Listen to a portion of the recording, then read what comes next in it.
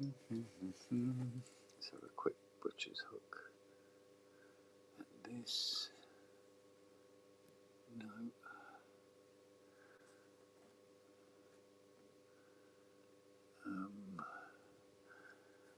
Right.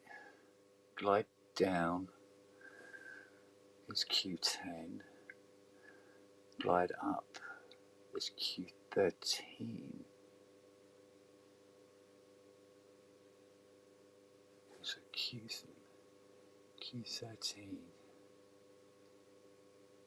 Where's it located again? Where is it on the schematic? Q13 is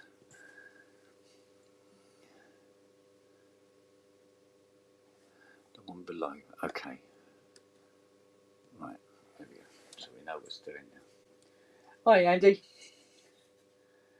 Oh, right, Q13 then.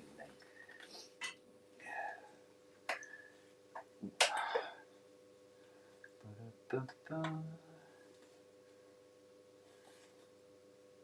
think it's that one.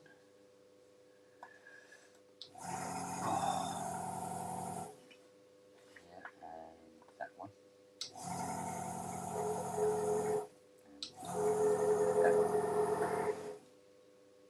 By the looks of things.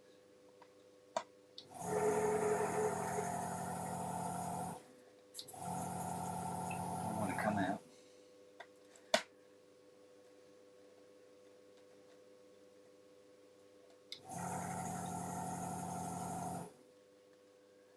Because that's not it. Or because it is.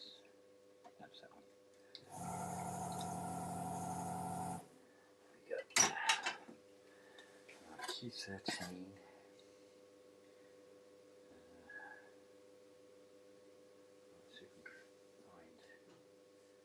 One of them. Oh. Right, Steve. Oh, bloody cold in here. Looks like I'm going to get moaned at in a minute. Where do they office it then? What, love? Lara! I don't know. It's not in here. Oh, for fuck's sake! I don't know. Oh, look, you're going to make me forget. What did they fucking do? You're going to make me forget. I gave it to you. You're going to make me forget. There it is. Oh, the thing you can't find? Yeah. The one with the rust on the side? Yeah, take it. You want me to send it like that with the rust? No, take that off. How? Teacup. Go on then. Oh. I don't have any teacup. You stop letting the heat out. Oh, fucking hell. Brought this on yourself, you know. Yes, dear. Right, if I forget which way this fat goes in, I'm going to bring it in and personally insert it up your arse. How big's a fet? Teeny, Oh, right. but very pointy. Oh. Okay, this fabulous teacup I'm supposed to use, where is it? You used to have some in a jar. Back in your box. Yeah. You see it there in here? Mm-hmm. I don't see it. Oh. While I'm here, I'm going to nick that Now we gaffer tape. I need that. that. The parcel tape stuff. Yeah. No, gaffer tape. Oh, okay. For the thing. I remember tripping over it at one point. Every 5 minutes, it was tripping over a bloody teacup.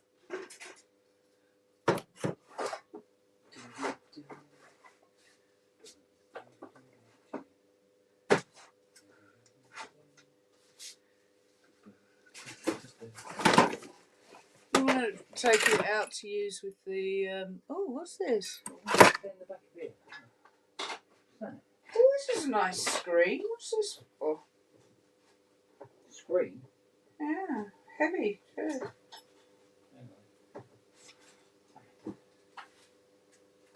Right. What? That's the old one out of the MKS. Ah. That's the one I replaced. Oh, USB Type-C hub. Where you got that over there? I just found it behind the shelving. Type A ports. And one HDMI 4K out. SD card slot. Yes, everything in one unit. Micro SDs. You could use that on your iPad. I think that's what that was for. I can't remember what this was for actually. Oh, this might do it. This might pull it off.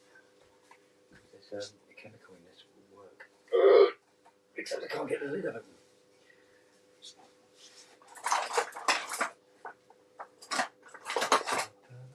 You lost? Still looking for the teacup. Not on your trolley, is it? You've got a lot of things there. No, it wouldn't be on there. Where is it now? I don't effing know. Oh, there. Loose. It's just they're destined never to leave this house. You know that. It's just... Nobody'd think of doing this, would they? In a million years. Oh, it still looks a bit yellow. Oh, I need a cloth. I saw plenty of cloths somewhere over there. Oh no, over here. There's loads of cloths. Yeah, none of them are particularly.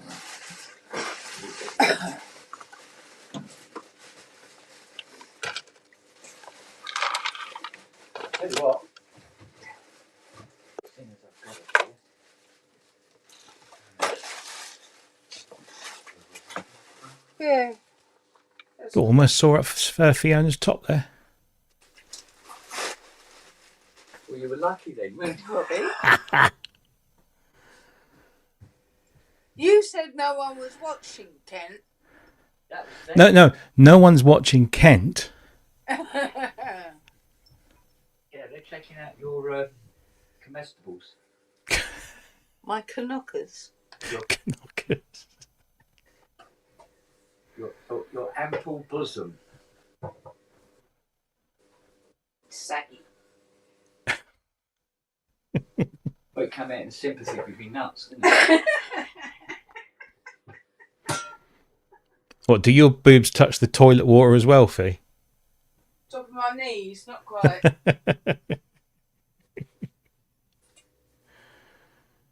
you know what, Di? Nobody'd think of that in a million years, would they? No one would think of anything in a million years. Not like you, they haven't got your mousetrap mind. Mousetrap. What, full of cheese? Yeah. Yeah, mostly. Got it. Mostly cheese. Right. Yes, love. You sound like you're going to say something profound. Magnolia leaves, are they good for dogs? No, but that doesn't stop her eating them. She keeps on pulling them off the tree. She can't even wait for them to drop. I know. It's a mental case. Right, there you go, love. Right, we have now finally got both the white and the black Lyra. There you go, white Lyra. Where's the black one? Where you left it, you little mouse. I know where it is. So, what would you think would take rust marks off of paintwork? Rust marks off of paintwork. Yeah. I don't know. Because you can try all sorts of stuff and it won't come off, right? Brasso. Good old Brasso. Takes rust off of paintwork. Wow. Yeah.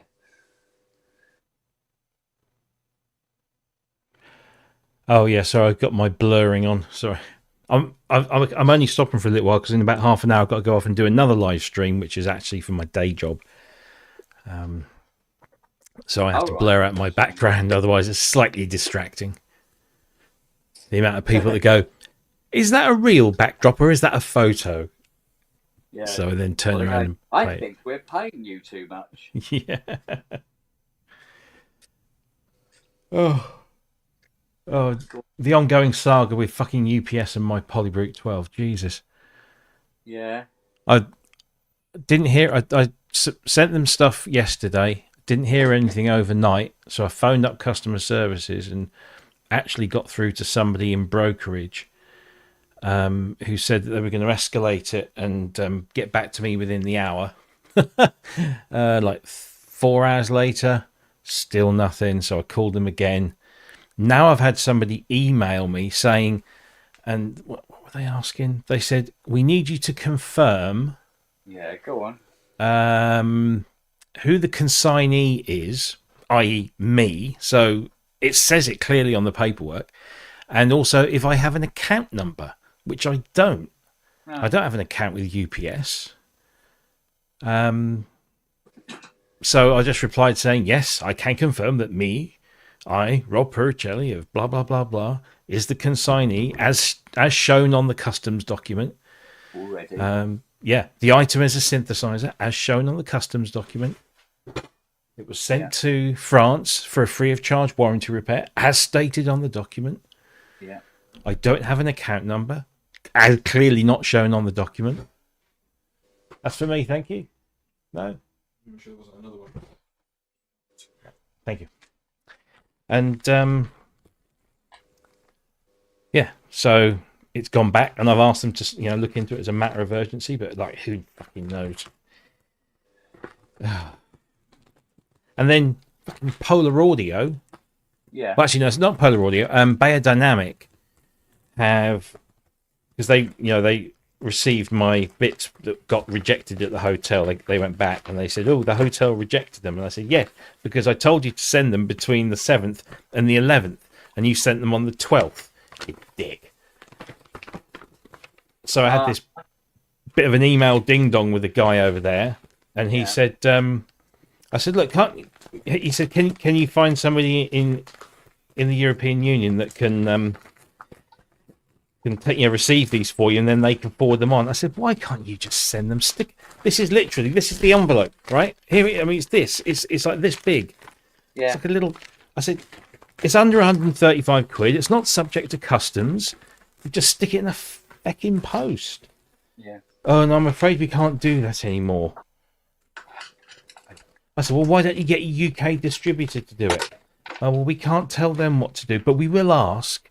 And finally, this morning, the UK distributor Polar Audio, who've just sent these that I've bought, have got in touch and said, yes, can we help? And I said, yes, can you send me some of these? And they go, what headphones? I said, for fuck's sake, it's just incompetence. I'm surrounded by incompetence. Yeah, well, it's a growing trend. Isn't it? Right. So I've now got a brand new set of slider caps, which don't come with the balls anymore, which is interesting. Oh. I guess I'll just have to use the ones I've got. And they are the limited edition ones, so that's good. Well, that's slightly resolved. Not a fucking Polybrute 12, though. Yeah, well, we've managed to get both Lyra cases on the same plane of existence at the same time, and because we lost the black one. Right. Yeah, you said because you found one under the sink or something. Yeah, we found the white one, which we've been looking for weeks. And then she goes, right, so we need to post this. I went, yeah. She goes, so where's the box with the black one? I went, it's in the workshop in a box. And I come down and went, no, I've moved that because I had to move all the stuff around. Where did I put it? So now we couldn't find the black one that was in the packing box. And then we found it eventually. And then she goes, right, okay. Where's the white one? And I've gone, well, we put it somewhere safe while we find the black one. and we couldn't find the white one. It was almost like it was destined that they would never be in the same room at the same time. Bloody got them now. A bit like Michael and Latoya Jackson. Never seen in the same room. Never seen in the same room together.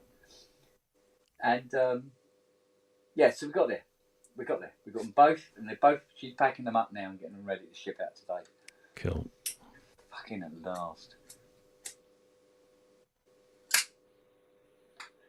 So Grace has got her white one, and her friend who said he'd love one. I said, well, what I've got one in black. So it's got, well, it is an orange kind of thing. So that was that. So, cool. Right, well, this is portmanteauing up only. So it's just porting, not menting. It's not menting at all. It is menting. No, the mental stuff is here. Or lack thereof. He's talking about porta and then mental. Oh. Yeah, that was stupid. Don't worry, there's a lot of mental around here at the moment. Oh, I had a tappy turn up at the door completely out of the blue with his mum and his older brother. And he goes, "Oh, we understand you can fix Odysseys." Yeah. So I've got an Odyssey.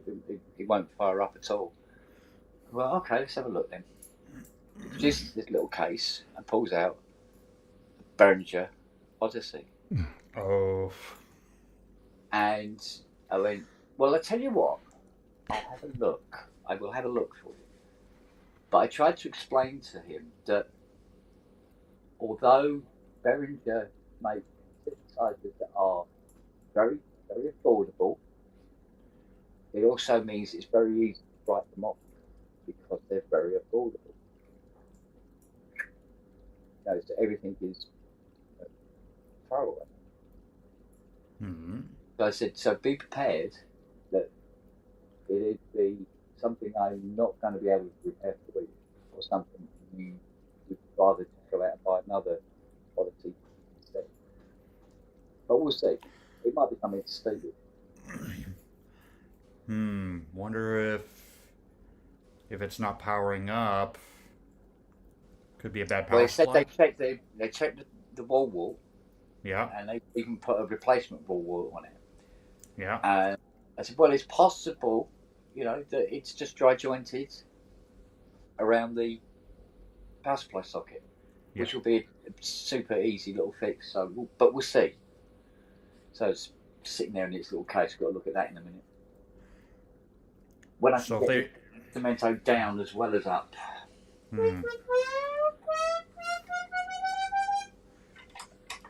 So if they replaced the wall wart, did they replace it with the correct specs of the wall wart?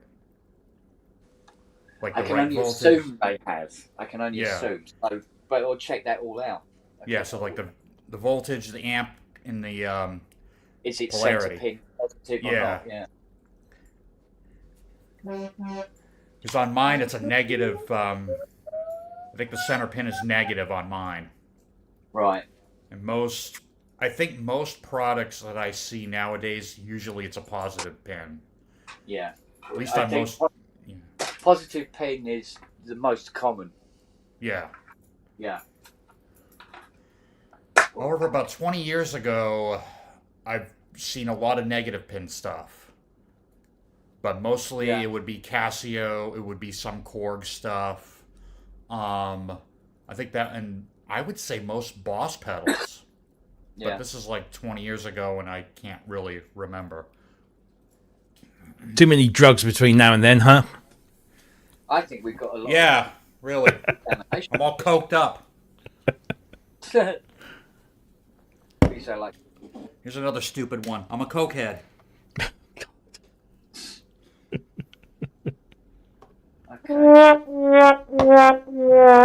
Yes! Oh, no, it's colour arrived. Oh, I told you. And it's too small. No, fuck off. Excuse me. Did you not? It is too small. I think it must be for like a baby chihuahua. Show Just put it on him and he's gone. gone blue in the face. So we extended it as far as it could go, and it's sort of like Well- it's snug. Do you think it will fit around a cat? Oh God, yeah. Cats got little thin necks, haven't they? Yeah. Especially when you pick them up. Well, take a picture and put it next to something I can compare it to, Right. and then I'll see. And if I think it will fit the cat, I'll have it off you. I'll buy it off you. Okay. If you think it won't go, because obviously it won't go around Noah's. I mean, Siri might want to wear it as a garter. She's looking a bit sexy and all. I took her collar off a couple of days ago to do her neck, and it was up on the bed, and I left it up on the bed. Yeah. And so Noah's arrived this morning. I opened it out, and I take it out, and I go, "Oh, Noah, look," like that. And Siri's all over it like a cheap suit, right? And I put it on him, and then she's going around and she's jumping about and everything. I said, "What's the matter with you?" She's just jumping up at me and everything like that. I went, "Oh, you want me to put your collar on now?" So I made my way towards the stairs, and she's up the stairs, ready. Give it to Ty as a cock ring. No, they don't do them that small. They don't go that. I mean, if you pull it really, really tight, so you can only get an air molecule through it. Still too big. They just fall off. Now I'm waiting for him to pop in and say, "I hate you all." There you go, Andrew. There's one for you. All right. Should open this one up. What? There's one for you. What? Oh. Yeah. Yeah. Yeah, well, just send it over. I'll just look after it for a few years. Send it over for a day, and I promise you'll get it back the next day-ish, sort of. Well, I calibrated it this morning, and from bottom F, 32 foot, to top C, 2 foot, spot on. The problem You is... have to detune it to make it beat slightly. Oh, really? Yeah. Fuck. Yeah. Well, that was very much like the one from for the draw, the raffle. Yeah, but that's a new one. This is a 74. Which one? Which one's a new one? The raffle one was an old one that you restored. No, That was 70s. didn't look it. The number on it It was... looked like a modern one painted red. Oh, not that one. I'm talking about the one you restored for... Oh, that one? Yeah. Yeah. Yeah. Yeah, that was Tara's. That It's only time. It's been quite a heavy night, actually. You told us about that. Right, so why are you only going portmanteauing up? By the way, Robbie, I'm loving the footage from Superbooth. Did a really good job there. Cool. Thank you. There's not much more to come now. Just the walk around one, which is going to take the longest to do. Because there's so much of it. Could I offer a tip? No, What, just a tip? I want the whole length. Yeah. It's the same thing in my He wants- case. He wants to. I've got a Schrodinger tip. That's about it.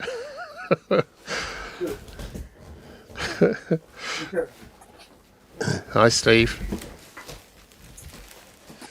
Right. Here we go. Yeah, you're in there. What I was going to suggest, Roberto, is I can see you've used some software to reduce background noise. Yes. Yes. Yeah. it's always worth having the original, so making a copy of that audio, having the original behind it, and then just boosting up the original just by enough so that when other people do break in, which they do from time to time, and it sounds like studio quality, and then suddenly someone breaks through. If you just have the background up just a tad, it gets rid of all of that. It stops you thinking that it's a squonk up. You really don't need it loud. It's just a teensy weensy bit of the original in there as well. Well, there is a little bit of the original in there. So I didn't notice any funny bits when I was going through it, but then I was quite tired, so I'll have a look again. But I'm not doing them again. So. Oh no, they work fine. They work fine. They're really good. Really like them. Really. I thought the interview with Eric was great. He's such an enthusiast. He's so good guy. Yeah, and the one with the Magnolia guys, that was just that was pretty gorgeous. Yeah, that's a big sounding thing. Fuck. I've seen people go, "Oh, it's just another FM synthesizer." It's not. No. It's an analog synthesizer with analog oscillators and analog filters, but it does frequency modulation. And they're thinking it's a digital FM synth with analog filters. It's not. I can't. No, and you can tell that from the timbre of just the oscillators and the way you can. It's just an astonishing beast. I love it. I wish I'd had more time with the 1002 and sort of really dug into that, but there was lots of people around, and it was Saturday, and it was getting towards the end of the day, and we were like, flagging. So, but it'll do. It'll do, and doubtless you'll get another chance to talk to the boys. Is there perhaps? Oh, I don't know. They can be difficult to. Wolfgang is always very difficult, and so is Cornell to pin down. But well, Wolfgang doesn't really have much to do with this, other than a bit in the promo, photos and stuff. This is all Cornell. Oh, is it? So yeah. Okay. So well. Wolfgang's retired, so he doesn't want to be making synths again. Yeah, but he's quite happy to take the percentage when they do so, which is exactly the kind of thing he should be doing. He's earned it. He really has. Did you Kent, did you see ASM have released an update for the Hydrasynth? No. Oh, did they? And there's a new ASM Manager app that replaces the Hydrasynth Manager app. I'm gonna have to pull mine out. Yeah, so I'm gonna have to pull out an ASM Manager app. Does that imply that there's more products coming? Well, I fixed all of my problems with my Mac Studio last night. How? I took the entire night off to work on it. Now, one of the things it was doing was the monitor flicker, chronic monitor flicker, but only the 48-inch and not the slate raven. So I swapped them over to see what would happen, and the monitor continued to flicker. It was dead solid. So I had to think about this, and what I did was I pulled the Mac Studio out from under its little compartment shelf on the desk and sat it on top. Right. And the other thing I thought of doing was, it occurred to me that in the studio, you got the window behind the monitor, and the sun rises over here, and the back of the monitor gets a bit toasty in the mornings. So I put a towel over it every night now, and lo and behold, flickers completely. You're joking? No, it just gets, and there's plenty of air getting to the Mac. Did anyone see the DS the DeepMind 12 disassembly on the group, where the wooden end cheek takes it off, and and the bloody fan's right up against the wooden end cheek. I saw that. Rather than on the port, which is ported at the back, rather than there, it was right up against the end cheek. So it's not doing anything, essentially, other than And blowing yet hot air around. someone said, "Oh, that's intentional because it's blowing air over the stuff." Well, the power supply is to the left of it, with the vents, and apparently it's blowing air over the voice boards, and yet DeepMind 12M has a reputation of overheating. I wonder why.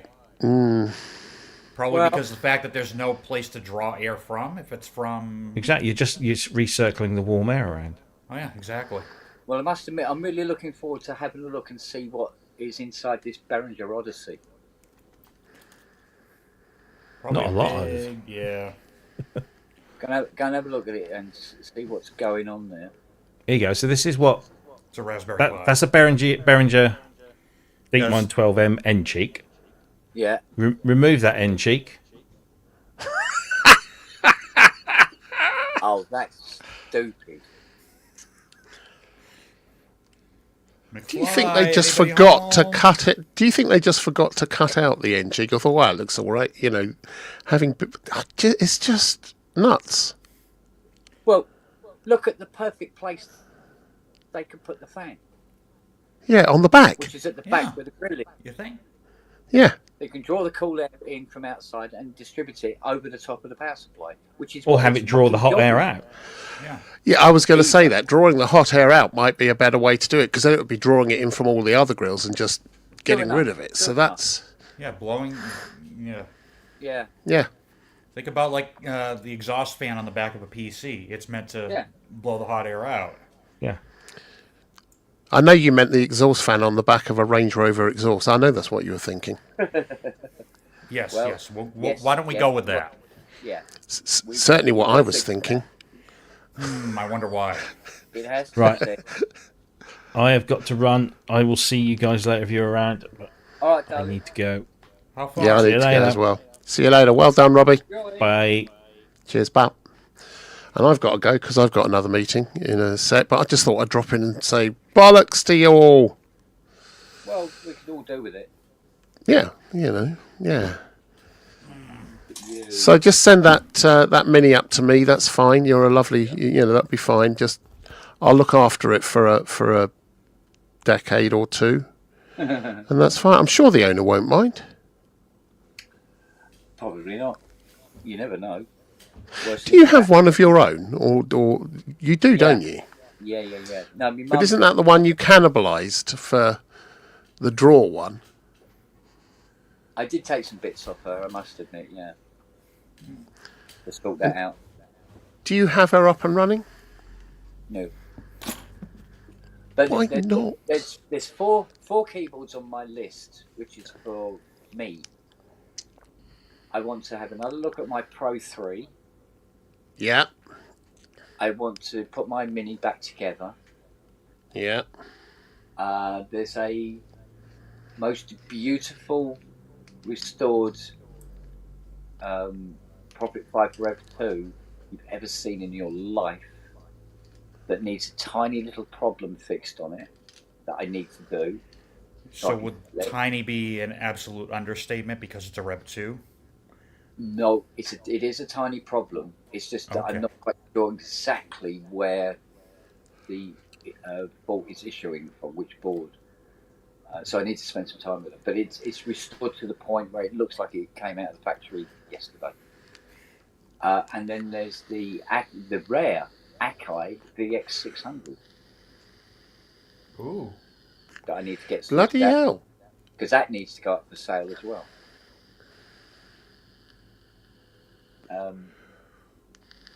To put money back into the owner's saving account that we were raping for the last 3 years. You've got to put the money back in. Just can't carry on with that. I know what I was going to ask you.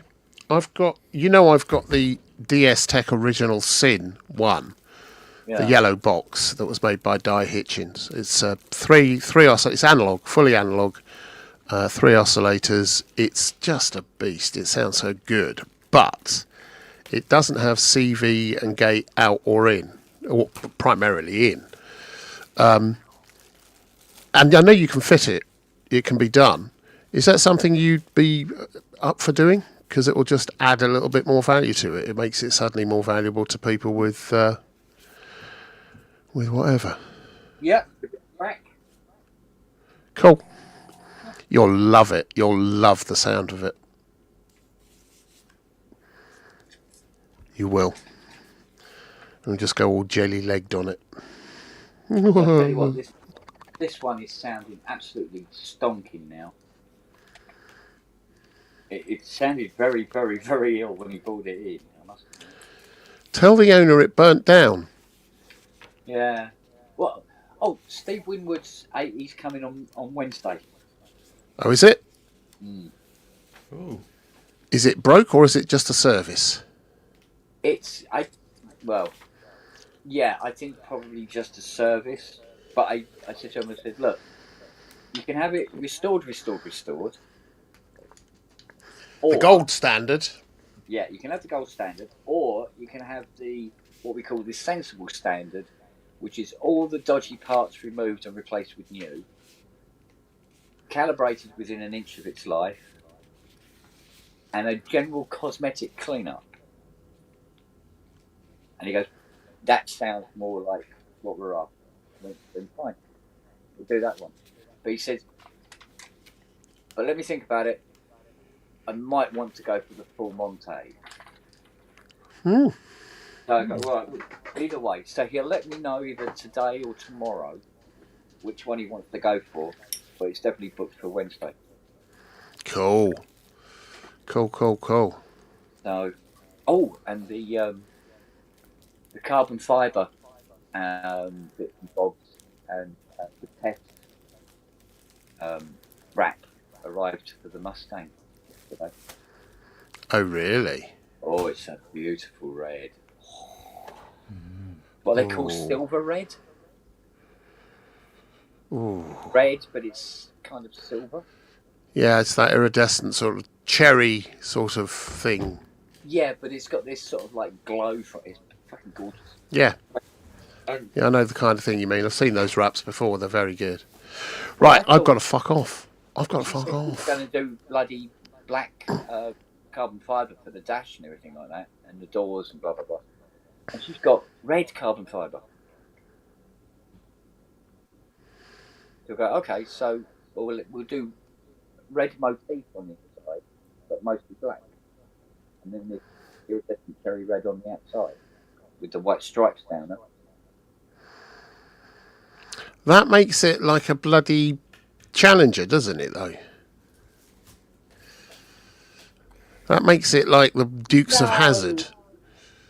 No. Oh, no. No, it's not that sort of red at all. No. I mean the stripes. No. Well, across the roof. Yeah.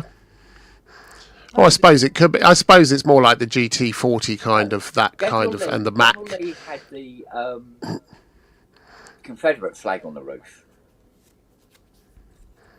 Oh, yeah. You're thinking of a mixture between... I'm thinking of the Gran Torino. I'm thinking of the Torino from Starsky and Hutch, aren't I? Yeah. Sides. No, this is across the roof. Yeah. Okay, I'll let you then. It's very good of me. Right, I'm going to go. I will speak to you later. Are you going to be around for a while? Are you going to do one this evening? You get what you're up to? I'll be around for a while, yeah. Okay. We've got a meet at 5. Well, I've got one at 4 and another one at 5, and I should be done with that fairly soon. So I will see you in a while. All right, Tom. Cheers, Justin. Cheers. You're my favourite. See you later. You've always been my favorite. See you, Ron. All right, that's done.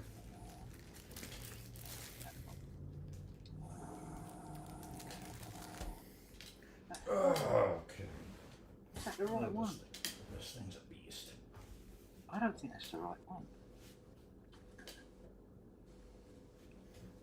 I don't think that's the right one at all.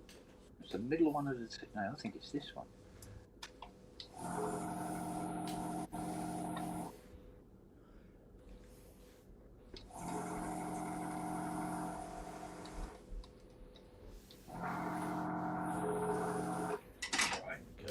that one.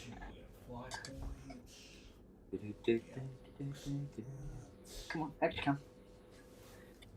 Easy does it. Come on. Out you come. Good girl. Come on. Out. Out. Come on.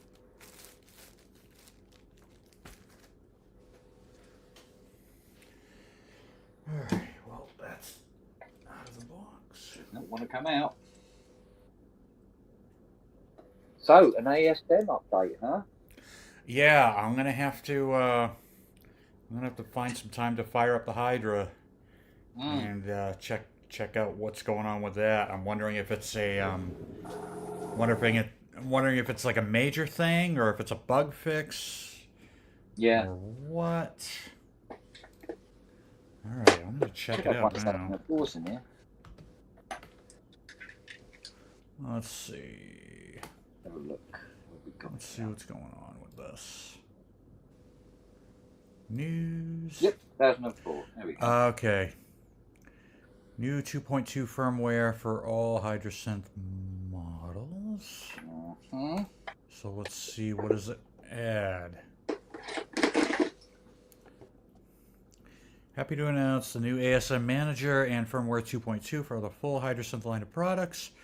Replaces the previous HydroSynth Manager software, providing new ways to organize and maintain patch libraries. Okay. Okay. So features include a redesigned user-friendly UI. We'll see about that. Mm-hmm. List view for streamlined patch browsing. Patch sorting by name, category, and color. Color, really? Okay. Search by patch name. Color tagging directly within the browser. Okay, so you can like you tag like your favorites with whatever color you want or whatever. Okay. Yeah. Organize your favorites. Integrated HydroSynth updater for simplified firmware installation. That seems pretty cool. Yeah. Export of patch banks as Microsoft Excel list files for easy referencing. Mm-hmm. Firmware 2.2. This maintenance update will provide numerous fixes and optimizations, as well as compatibility with the new ASM Manager software for the entire HydroSynth lineup. For a more complete changelog, please refer to the README file included with the new ASM Manager download. Alright, so we'll download it. I agree to the software licensing agreement. Not that anybody ever reads that. Indeed. So no synth engine, I'm guessing not. I'm guessing this is gonna mostly be compatibility with the new manager, and then maybe bug fixes. But let's see what's going on. I wasn't really aware of any particular bugs on Hydra, to be honest. Yeah, I don't know, but let's. Okay. Must be aware of something. Yeah. ASM Manager 1.1. HydroSynth firmware 2.2. Bug fixes. Alright, bug fixes. Okay. Fixed issue where changing any system setting, exiting, and saving would change the category of the selected patch. I've never seen that. Seen that? Yeah, init patch no longer resets BPM to 120 when tempo lock is enabled with an internal clock. Fixed corruption of categories when using compare mode. I've never really had any issues with that. And RPN values for envelope quantized now properly respond to transmitted values. Program change messages now respond correctly without requiring bank select. Entering ARP edit while step LFO is latched no longer causes LFOs to go out of sync. Oh, I've had that. Yeah. Model-specific fixes and improvements. HydroSynth Deluxe. Shift plus random now properly raises the edited flag. Fixed stuck notes when using chord mode. Patch changes now transmit correctly in all settings.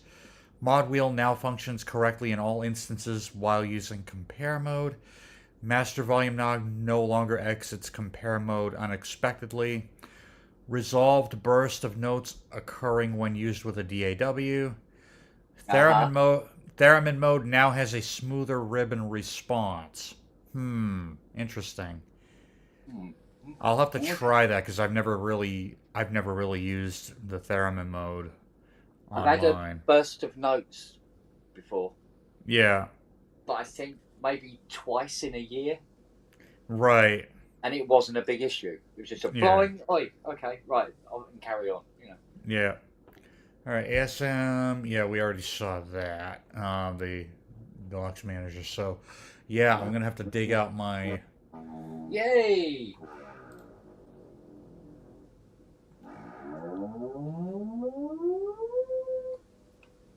You can assign colors to the main dial ring light per patch. Yeah, but you could do that before anyway.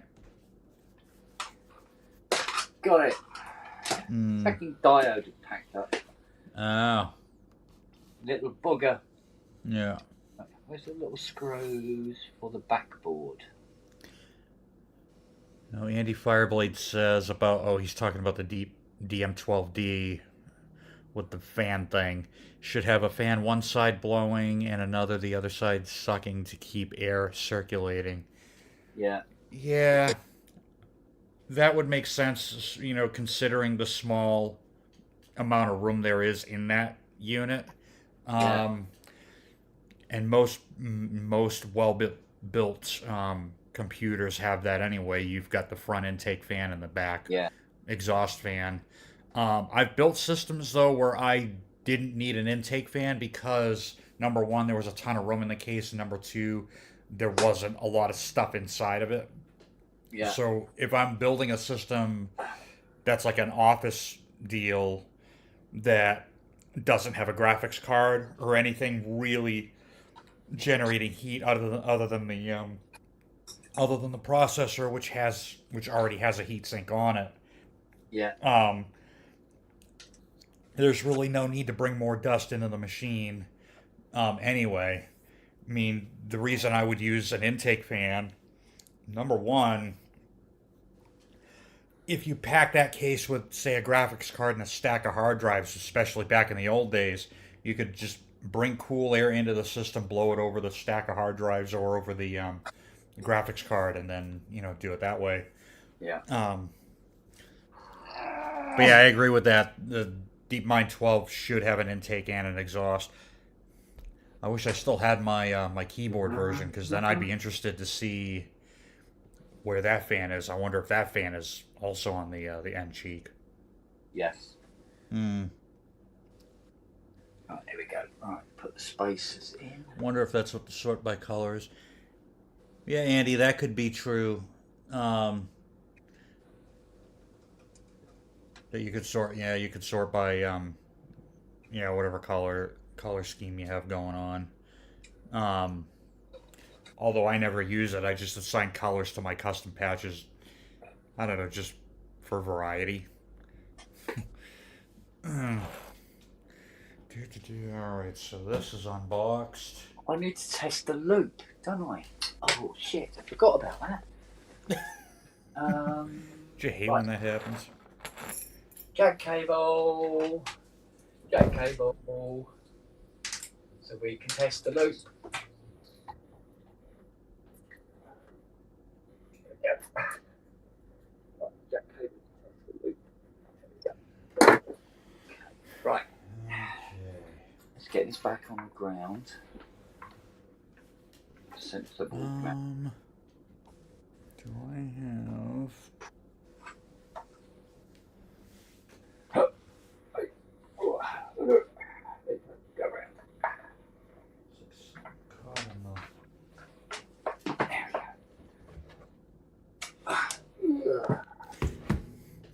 Alright, let's see here. So we can test that.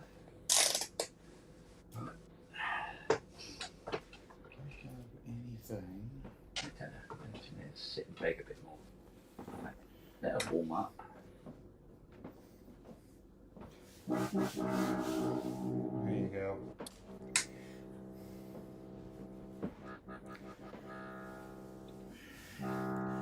So if anyone's wondering, Just took delivery of that bad boy.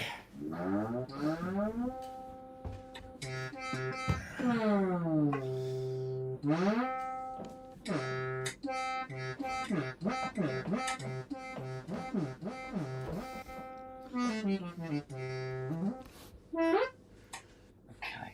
No, Matt, I haven't yet. We just heard about it. The Hydra firmware.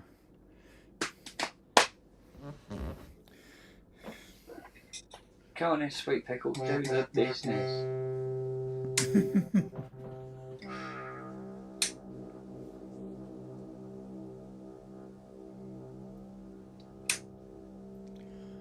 No, Matt, not till August 23rd is when I'm going to be moving.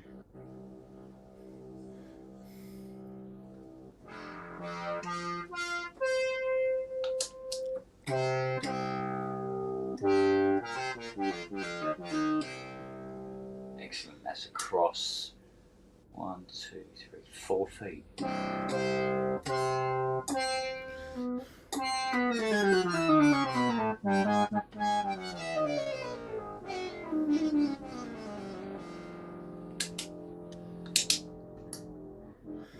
Andy, what looks impressive, the size of the cabinet or the fact that it's got a 2500 watt advertisement sticker on it? Right, loop test. And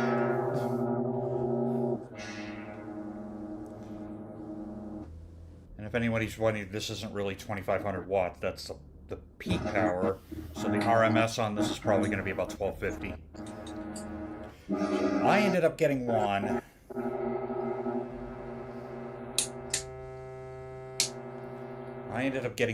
There's going to be a church up in Newport, Vermont that's getting the other 3, hopefully.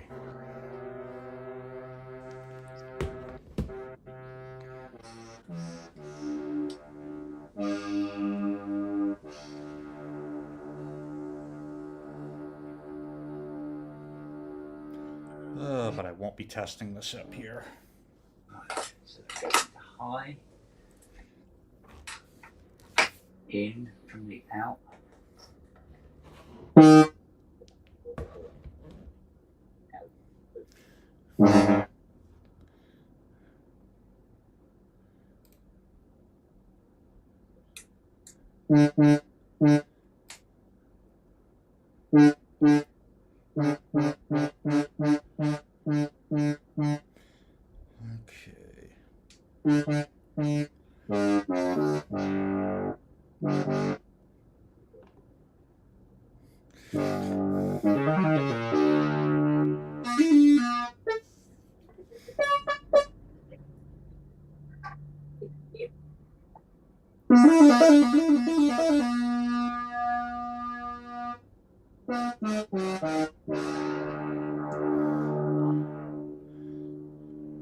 That needs to be tracked a little bit.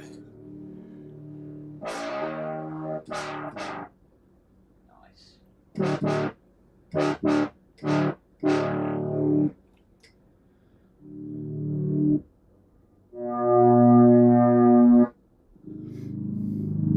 Matt's requesting White Rock.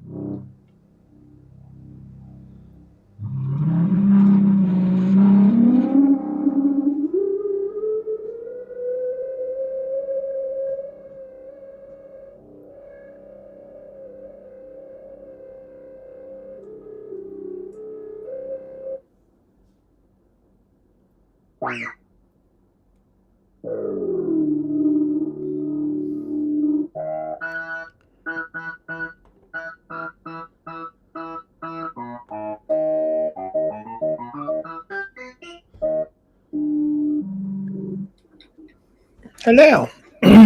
Greetings.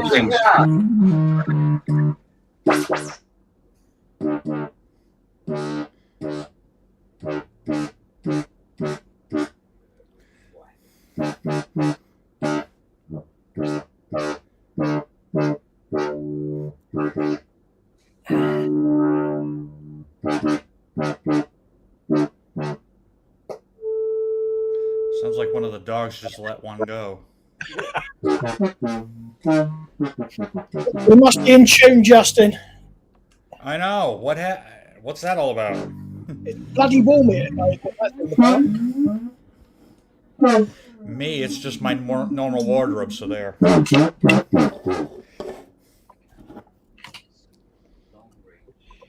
Well, it looks like we've got a date for Synth Southwest. Hmm? Yeah.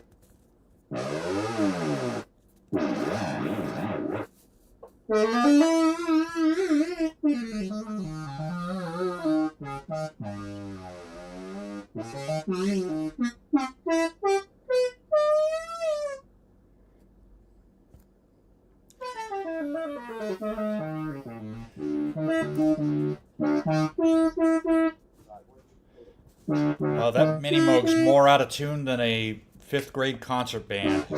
Yeah.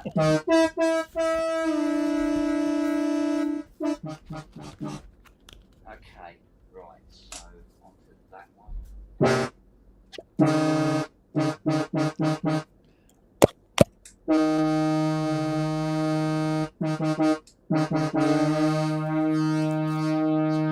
Alright. Okay, right. We got what they call, come on, here you go. Thank you. A little bit of tracking drift. I might put a mod in. I don't really want to do a bloody track mod. Really? For fuck's sake. What is with these customers ordering that kind of crap?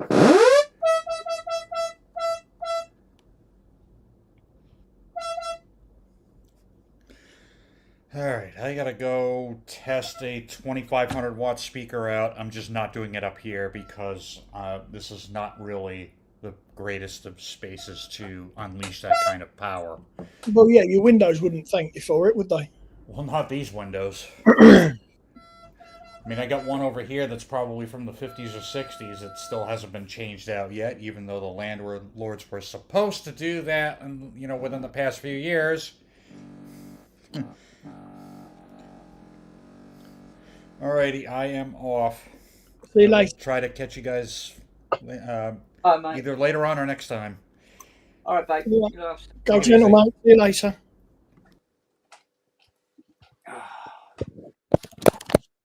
No, it isn't track drift.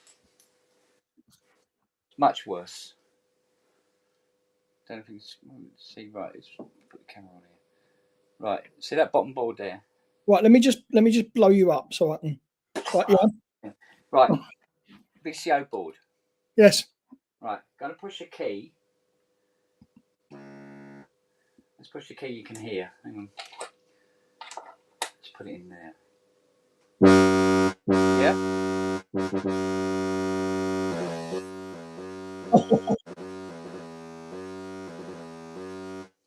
That's what it is. Which is? There's not a very nice connection between that board and the wiring system in the socket. Right. There's a couple of things that could be doing this. I take them one at a time.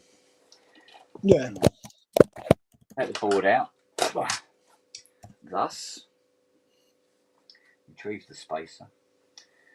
And the first thing we will do is we will get a little tiny bit of 320 paper and we will go over the contacts. I'm still waiting for my bloody desoldering gun to turn up. What, a little pump job? Yeah, but it's a heated one, so it nice. Yeah, my one was brilliant. Yeah. Did the aftertouch board on the D50 perfect, and then switched it off because I had to go off and do something else. Come back, switched it on, and it never heated up. Check the fuse, fucked. So the elements go. Yeah. So waiting on the new one, then I can do the main board, and then I can rebuild the bloody synth. Yeah. See, one like this. Yeah. Oh, yeah, but I don't do enough desoldering to want But you're it. talking minimum 600 quid sort of thing, right? But the reason for that is the element in it is heavy duty, you know. But it's not. It doesn't. You don't warrant that with. No, I don't do enough of it. No. Yeah, the last bit of soldering I did was on the fucking DX11, which was what 2 years ago. So Right. yeah, not worth it. But I was looking at it thinking, do I really want red LEDs in there? And it's like, oh shit, don't go down that road, mate. Take the LEDs out, put like blue or white ones in or something, just to alter it. And then it's like, if you're going to do it, that's the time to do it. But oh yeah. And then it was like, well, does it need an OLED? It's like, oh, stop. Yeah. Yeah, you know what I mean? You could go down that route very quickly with it. Oh yeah, you could customize the living crap out of it if you wanted. That might come, but I think I'll leave that for another time. I just want to get it fully usable, fully working. Yeah. Before I even consider stuff like that. Bloody hellfire. I've had tight boards before now, but fucking hell, mate. Take a piss, this is. It's so tight.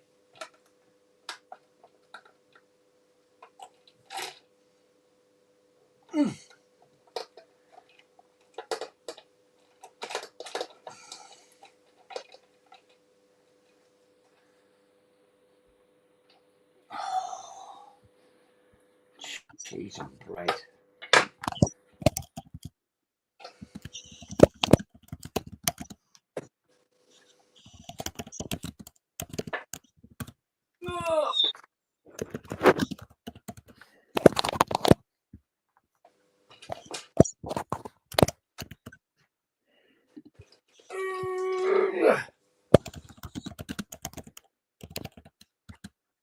Christ almighty.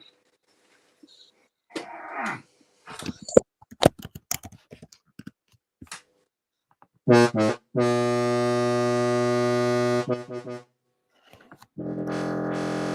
that's it. Right. Let's try it now.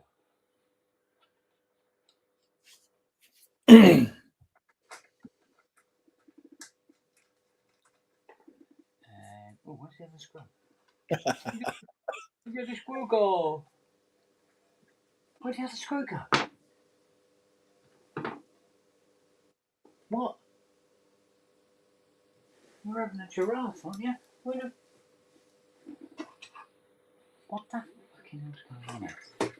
Oh, look, it's under the kitchen. Bastard. Right.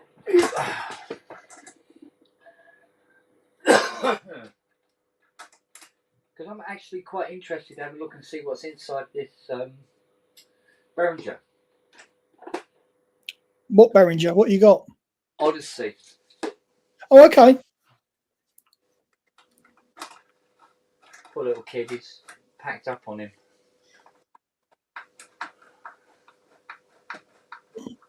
Right, now.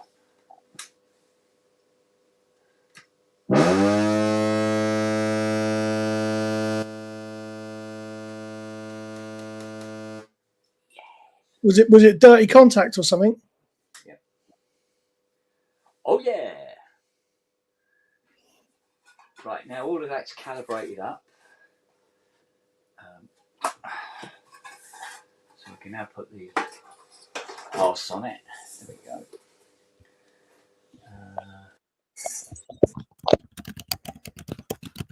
It's weird. The screws that hold the case on have no steel in them whatsoever.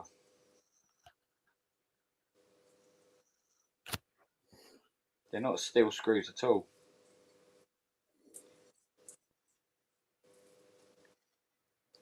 Which is Jesus is in the chat. hey, Jeffy D.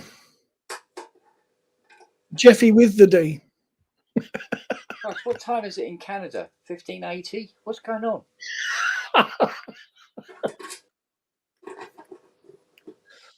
You, our Lord. Yeah, it'd be about what BC fucking 30, wouldn't it, or something?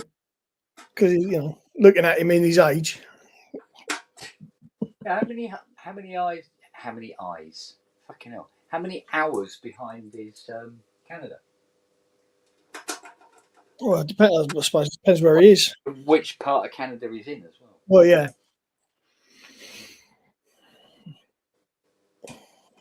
Oh, mind you, we're quite late in the day now, aren't we?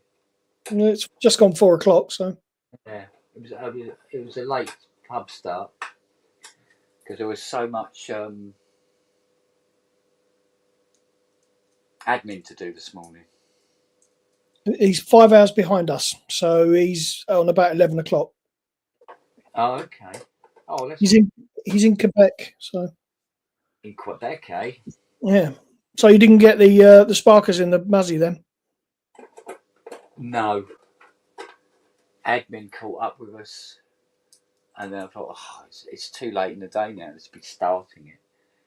I want to get a full day in on it if I possibly can. Oh, it's the same time with Lamont and Lamar then. Yeah, it's all that one time zone going down. Yeah. I think Manny's 2 hours behind that, isn't it? Possibly, I don't know. Yeah, well, he's California. West Coast. Yeah. So it's been. Is it? It's 9 hours, isn't it? I have no idea. Oh, The only time I've ever needed to encounter that was when I was flying transatlantic. In the 90s, and that was it. So. Okay, here we go.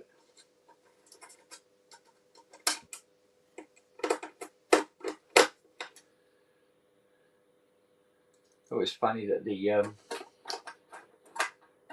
tuner for the 440 tune has to be calibrated. Really? Yeah. So you can push 440 tune and it's in tune your sense to it and it not be in tune. Great, isn't it? Oh dear. Now he's got two screws missing out of this. I'm sure I've got some spares somewhere. Well, I know I have. It's just a matter of finding the bastards. That's the point. I've got to look out a couple of replacement bolts for this fucking D50 because the last dickhead that was in it done them up so tight. I had to cut a slot in them with a Dremel so I can undo them. God's sake. I'm absolutely ruined. Well, this is the place where there'll be spares, mate. So let us know. Okay. We'll help you out. I'll tell you what I have got here, look. Just found this. See that? Oh, pretty. That's an RA one. But Yeah, it's metal, not plastic. Anyway, is it? It comes off a 1971, I think it was. 1970.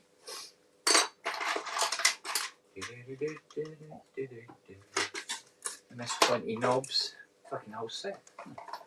See something else I found out today. Go on.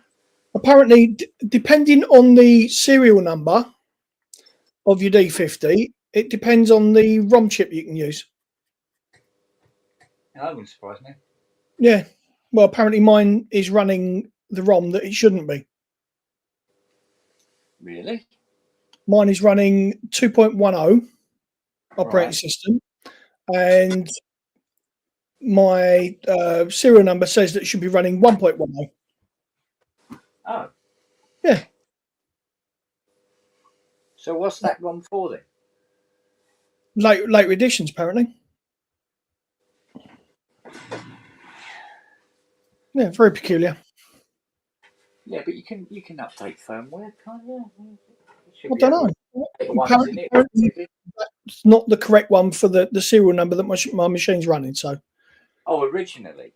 Yeah. But no, from what I'm seeing, a bit of stuff that I found yesterday is you shouldn't run the later OS with the earlier machines. Really?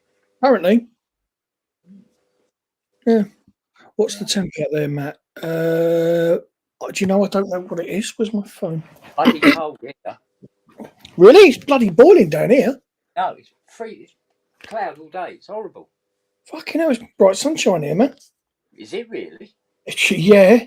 And then some. We're currently sitting at about 19 and a half, 20 degrees centigrade. I've had to turn the fucking heater on.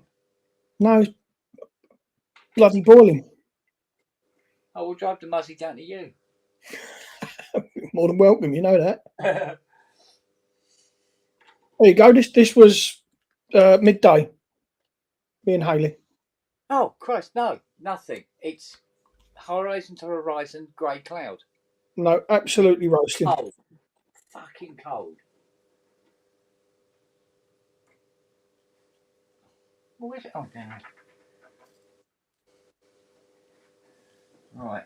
Let's put the 84. What's that in English? In old money. yeah. Hang on. Let me look. I'll see what the temp here is today.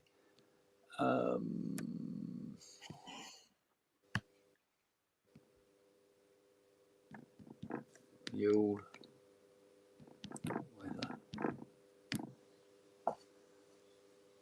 weather. 14.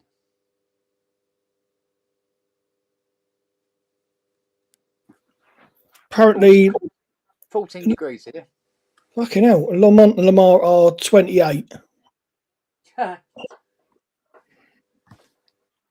After 28 degrees. I've just converted it down, so In the chat. now is that Lamar? I think it's Lamar. Lamar. Tell Lamar that he's Ambient? Zero went out the door today. Again.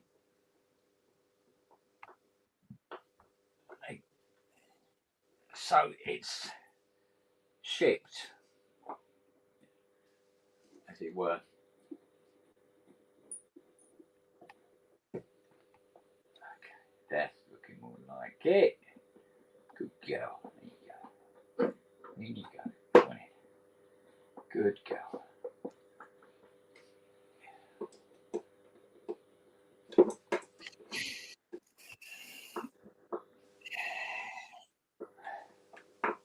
Oh, Lamont's in the chat as well, yeah. I am trying. If I don't throw these names out often enough and link things up, I forget. I can't help it, gents. So I do apologise. I know, I do it all the time, mate. No, but this has been like this 17 years since I had the stroke. If I don't do anything often enough, it fucking it's embarrassing sometimes because you'll see somebody in the street and you sort of know him and he's like, "Fuck, who are you?" You know. Yeah, but it's like I have trouble trying to remember the name of the porn stars when I'm trying to Google them. I've got a list you can borrow. No, don't worry. I've got my list now.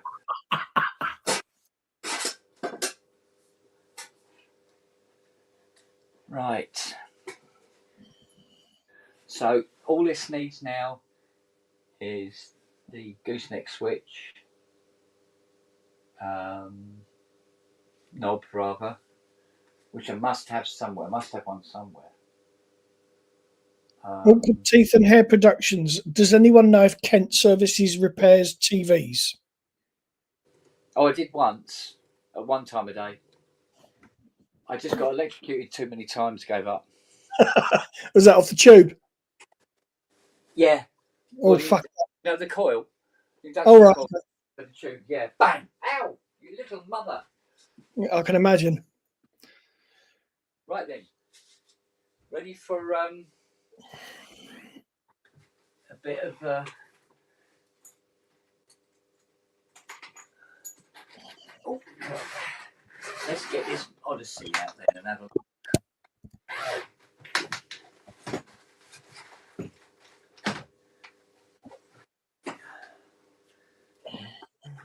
Right, here we go.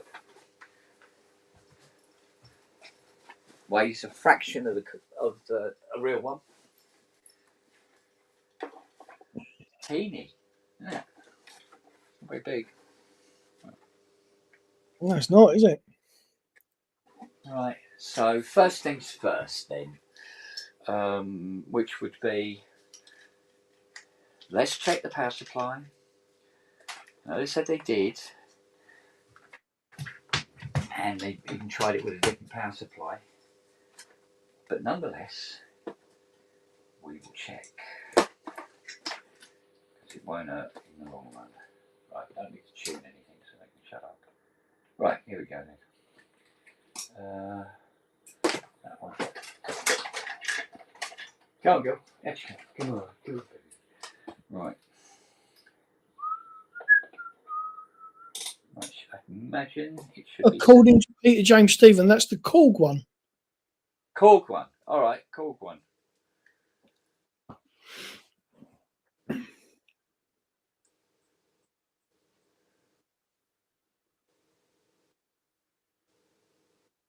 I don't think I can get the pin in it, that's what's wrong. Stick a bit of wire down it, that'll do it. Oh, there we go. 9 volt. Centre pin positive.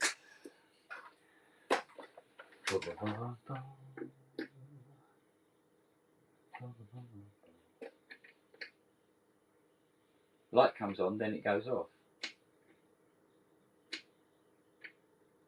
Now it stays on. I had to press it a few times. Dirty switch. It could be just a dirty switch. You dirty switch, you. Here we go. Dry joint, Stephen Ward says. Input. Oh, here we go. It's not making any noise. Oh, the keyboard's horrible. Well, not horrible, but very cheap. Sustain. Open. Yeah, that's the Korg one. That's the reissue. Okay. That might be a little bit better made, maybe. It's You a know bit. the keyboard. You know the keyboard that you get on the tiny little Casio. Bit like that, isn't it? Well, it's a moulded, like a whole moulded keyboard in one. Yeah, it's one of those. That's the same as a mini log keyboard. Is it really? It is, yeah. No, okay. The disdain on his face. That's the one with a nice case, isn't it? You get a nice black case with it. keyboard. Hello. Yeah, all right. All right, you're fucking spoiled. So what? We're talking about a 600 quid keyboard Oh here. no, it won't turn off. Turn off. Turn off. No, won't turn off now.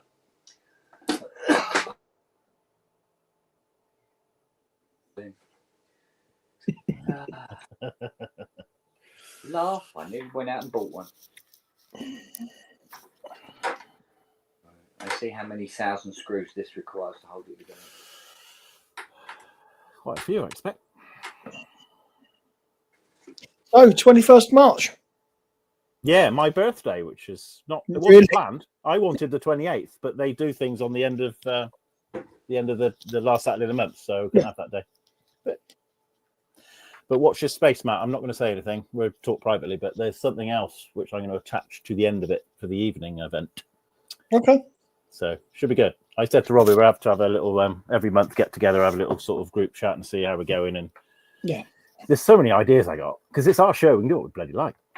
Well, Luke's offered his help, muscle, whatever we need doing. Hayley said she'd help out as well. So cool. We're not going to be short of hands. That's good. So, yeah. I thought we could have a little screen in the corner somewhere with a little ask Kent a question, and he could come on for an hour, couldn't he? With a camera. That would be funny. It would, wouldn't it? We could always have a cardboard cutout of him and then just have the screen at the. Can't be up for that. I've got an iMac. Sit, literally run an iMac and do it. Yeah, exactly. Can't let the choice. Lots of ideas. Actually, have Kent there at the show. No, that ain't happen. Well, he might do. Well, in spirit, so to speak. That'd be awesome. Virtual Kent. Is Rob coming down? Is Rob going to be down for it? He bloody better be. Yeah. Well, I don't want him to come down with Jackie. Have a nice weekend. Seaside, isn't it? Yeah.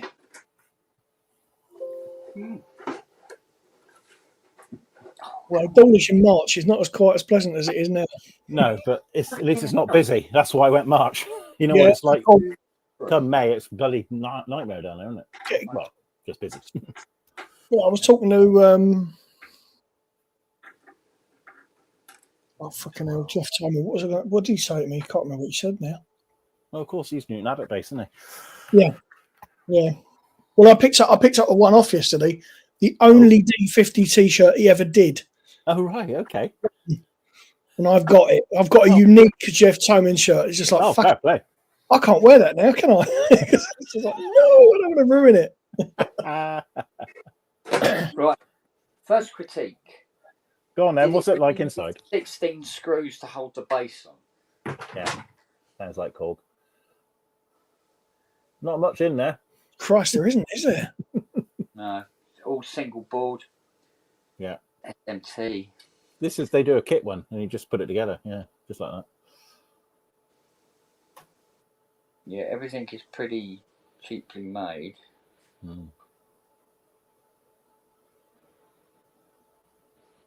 Okay. Power supply board.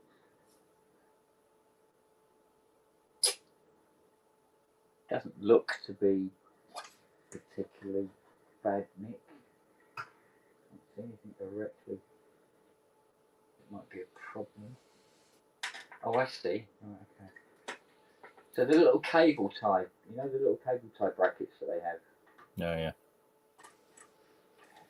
These little things for running the cable in. That doubles up as it also holds the power supply board on. Wow. Right, so look.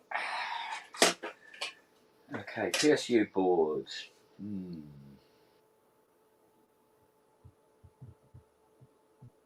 Not seeing anything untoward. There isn't any what I'd call dry joints on it. At least it doesn't look it.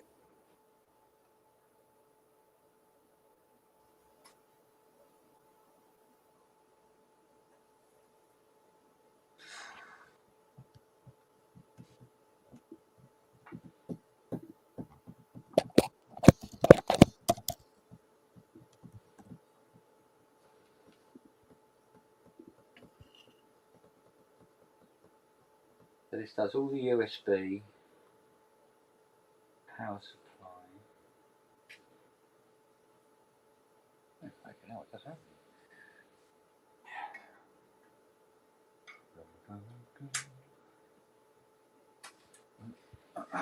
Shame it doesn't have a light on the power supply yet. That would be useful. Okay, on.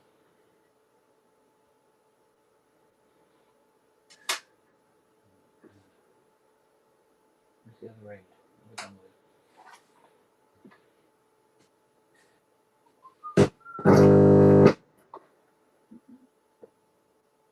Absolute fuckles.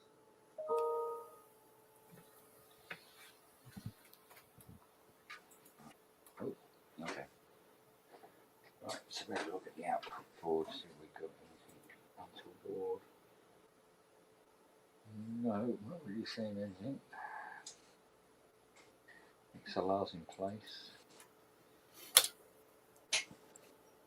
Yeah, seems okay. A bit flimsy, but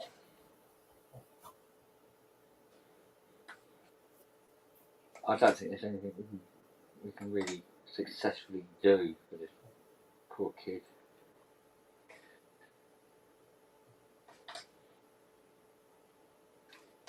I'm not really going to do much in the way of SMT at this juncture.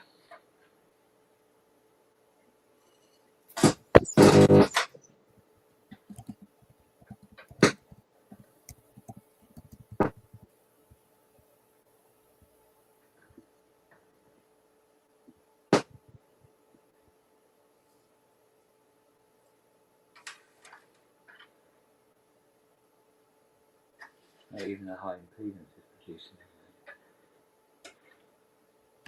So you're getting power to it then, are you, in the power supply? Yeah. Oh, right. So it's someone else.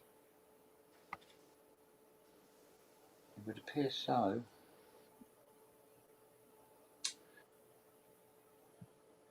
The only other thing I could think of doing is perhaps looking to see if there's like a firmware update for it. Something along those lines. Or, reset it somehow. Yeah. So I think our man Matt is already on the case there, isn't it? What was that? Sorry, I'm miles away. Oh, that's all right, he wasn't then.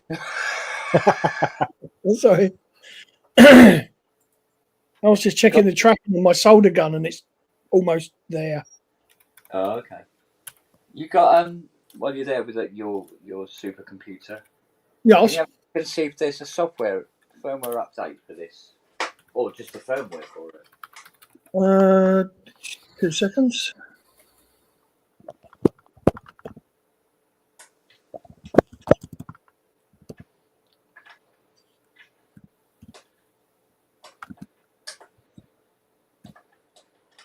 Doesn't seem to be.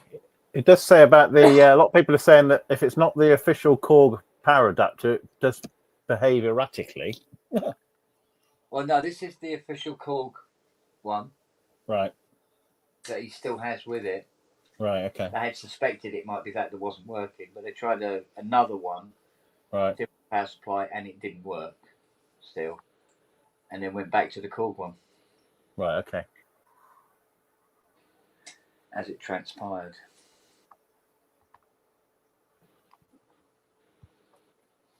Hang on, let's just see what this one says. Check.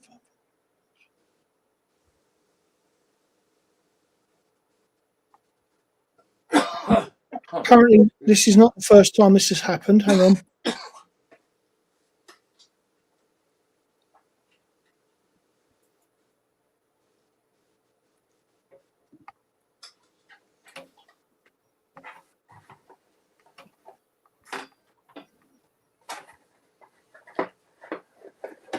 Not said that there are any firmware updates. Apparently, it. What about just the original firmware? To reset it or something like that?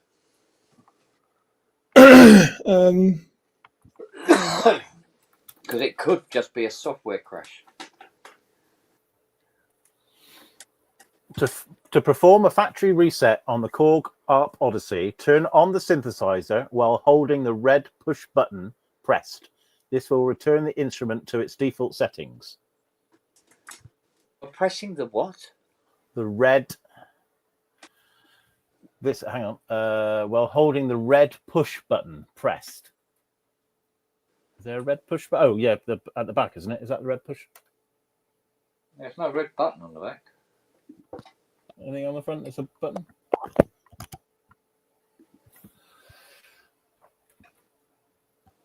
It will reset the MIDI receive channel to da da da da da da da da.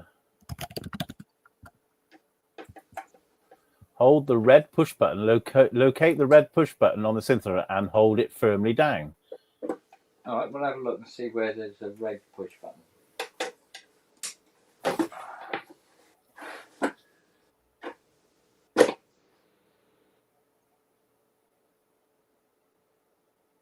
Nope. Hang on, I'll go and get mine in a minute. There you go. Always handy when there's another one in the house, isn't there? Yeah. Well, there's no red button on it. anywhere. There's a little hole. So is in it the front. a Korg one? Does it say Korg on it anywhere?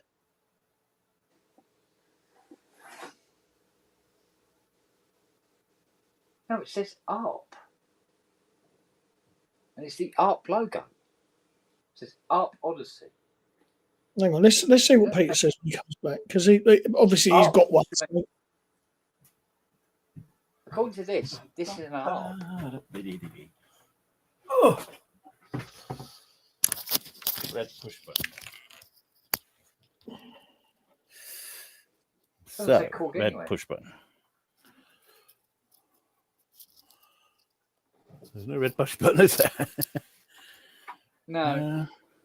Are you looking at the instructions for the module or the keyboard? To perform factory reset on the Korg ARP Odyssey, which is this baby. Right, okay. I assume. Mad. Have you got a little mode? What looks like a mode button, but it's like an indent. Yeah. Is that a pushy job? I have no idea. Yeah, it is. Yeah, you can press that in. Oh yeah, you can. Yeah. Maybe hold that down and power it on. It's like a reset. Got nothing to lose.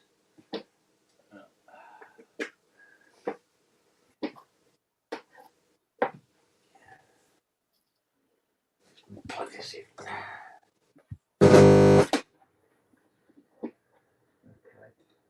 But I think it actually clicks in. Yeah, it clicks in.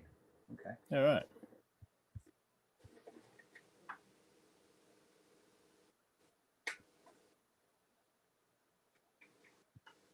Hasn't made any difference.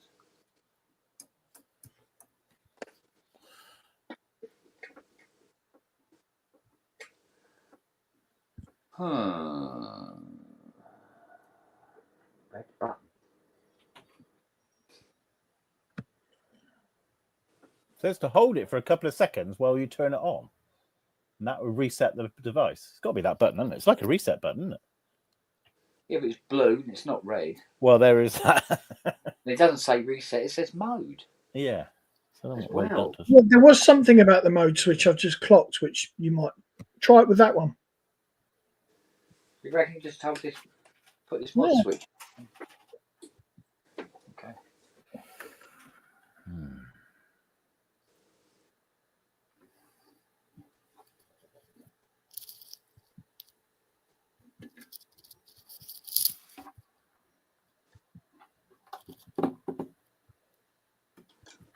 Hasn't done anything.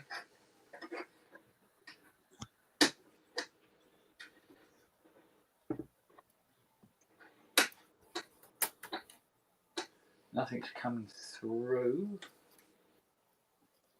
Zero noise.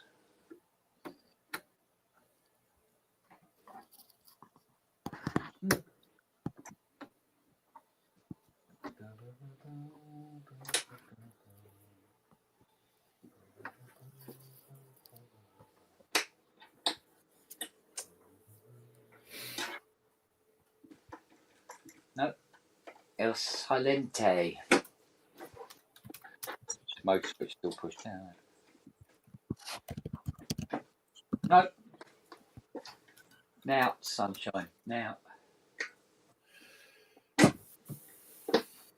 mode button on the Korg Odyssey allows you to switch the function of the step buttons on the sequencer. That's all that's about then. Oh, Offering creative performance. So no red button. So I don't know what the hell I'm on about resetting it. Yeah, weird.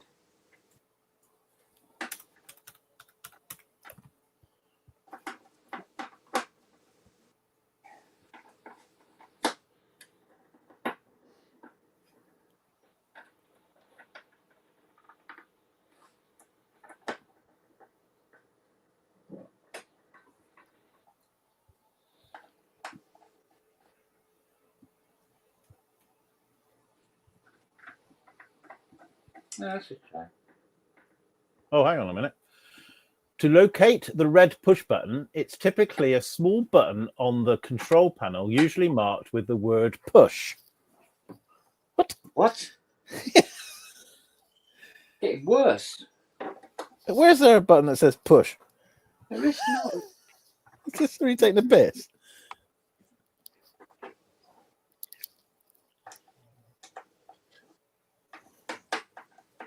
Is there, oh, there's a picture. Hang on. Here's a picture.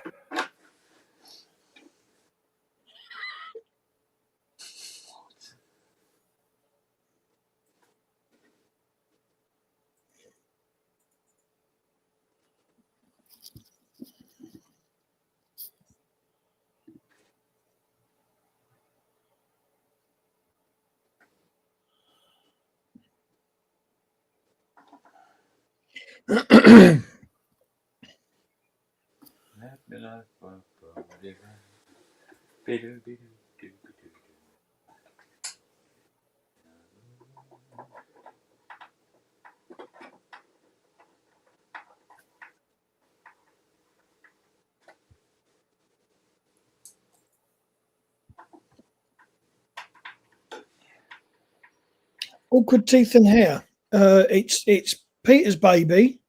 It's going to be in Dawlish in South Devon.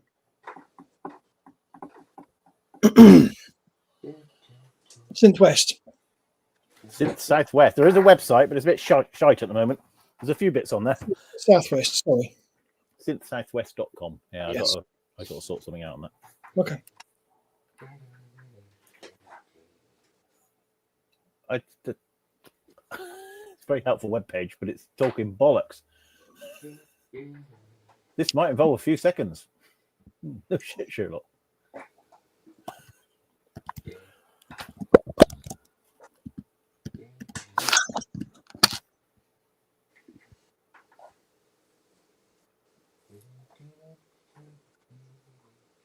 I pulled all those leaves out from under the fence all over the lawn. Little fuckers. What's what? Hello. Hello. You're right. All right. How are you doing? Well, we're looking for a button that doesn't exist. Yeah. I've been watching you on my iPad while I was at work. Yeah. That's mad, isn't it?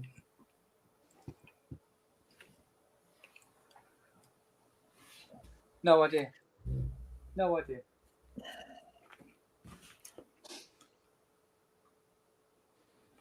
Was he saying he couldn't power it up then, Kent? Or Well, yeah, but it seems to. Well, it definitely. He said he wasn't getting any sound out of it. because if it's anything like my wave state, you got to press and hold the button. Yeah. Oh yeah. While Yeah. it boots. And The little red light on the front panel does come on, and yeah. and stay on, and but absolutely no sound from it at all. But like I said, surface mount. Have you got all the voltages on? Positive 15, negative 15, that kind of It's 12. No, it's 9 on this. stuff? Oh, yeah, is it? Positive 9 centre pin, which it does have. Yeah. Yeah. So all the usuals. There's no clues on the circuit board or anything like that about voltages. No. My soda sucker's just arrived at Haley's. I'm going to dive off, go and grab that. I'll be back in a bit. Okay, mate. Yeah. All right, won't be long. Okay. Well, I think we'll have to put this down to. Well, I mean, even Fiona said to him, he said, "Oh, well, I don't think Kent will look at that because it's surface mount, blah blah blah blah blah." And I did say, I said, "Well, look, we can have a look and see. It might be something simple, like where the power connector is, it's dry jointed or something, or the output socket's dry jointed, but they're not." So I'm afraid there's nothing I can do with this. I don't think there'll be anywhere we can get it repaired where it wouldn't cost more than just buying another one. Yeah, it's a shame because, like you say, that's the proper core reissue. It's not a Behringer clone or anything. Yeah. Well, if it was the Behringer one, he'd have even less chance to find somewhere that wouldn't actually write it off to do a repair Yeah. bill. But no sign of any water damage or anything like that then? No, absolutely fine. Weird. Quite good condition. It looks like all he's ever done with it is played it. Hasn't done any mental shit with it or anything like that. So that's that. So the avatar's working. Mini's pretty much done. The 2 Casios are fixed. Just leaves the R-Packs. And the 3086 isn't here yet. So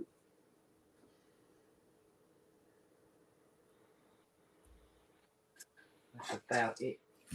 The old China for now. Can't think of anything else to get on with. Found a bit. There must be something though. Well, there's the 4 absolute bastards. Not filling me with joy, to be honest with you.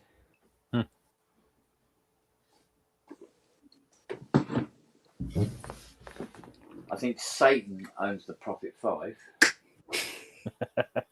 Judging by the amount of pain it's given me.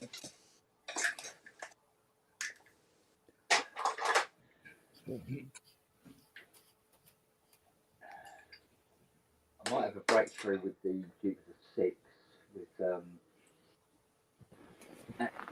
actual proper schematics for the filter. Because the Jupiter 6 service manual,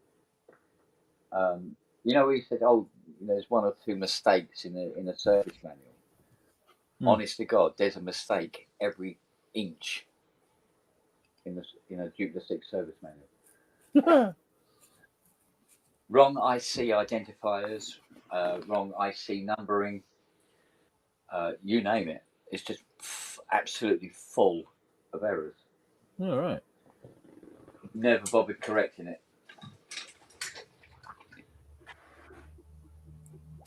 There you go.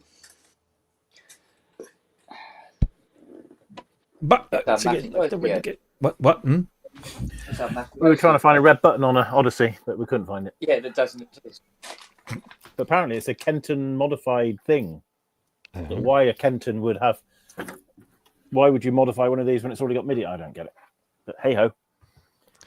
Oh no, but that's the Kenton kit. Yeah. That's the resetting the Kenton kit. No, that's right. So that wouldn't have hurt. That wouldn't have made any difference. That's trying to reset something he hasn't got. So one thing I hate about in-ear monitors is when you pull them out, you pull out all the spuds as well, don't you? Yummy. Right, as long as you share. Well, it's put me right off my chocolate eclair. As the actress said to the bishop. Oh, so dear. Luckily, I haven't got any. Oh. Oh, dear. Oh, I don't know.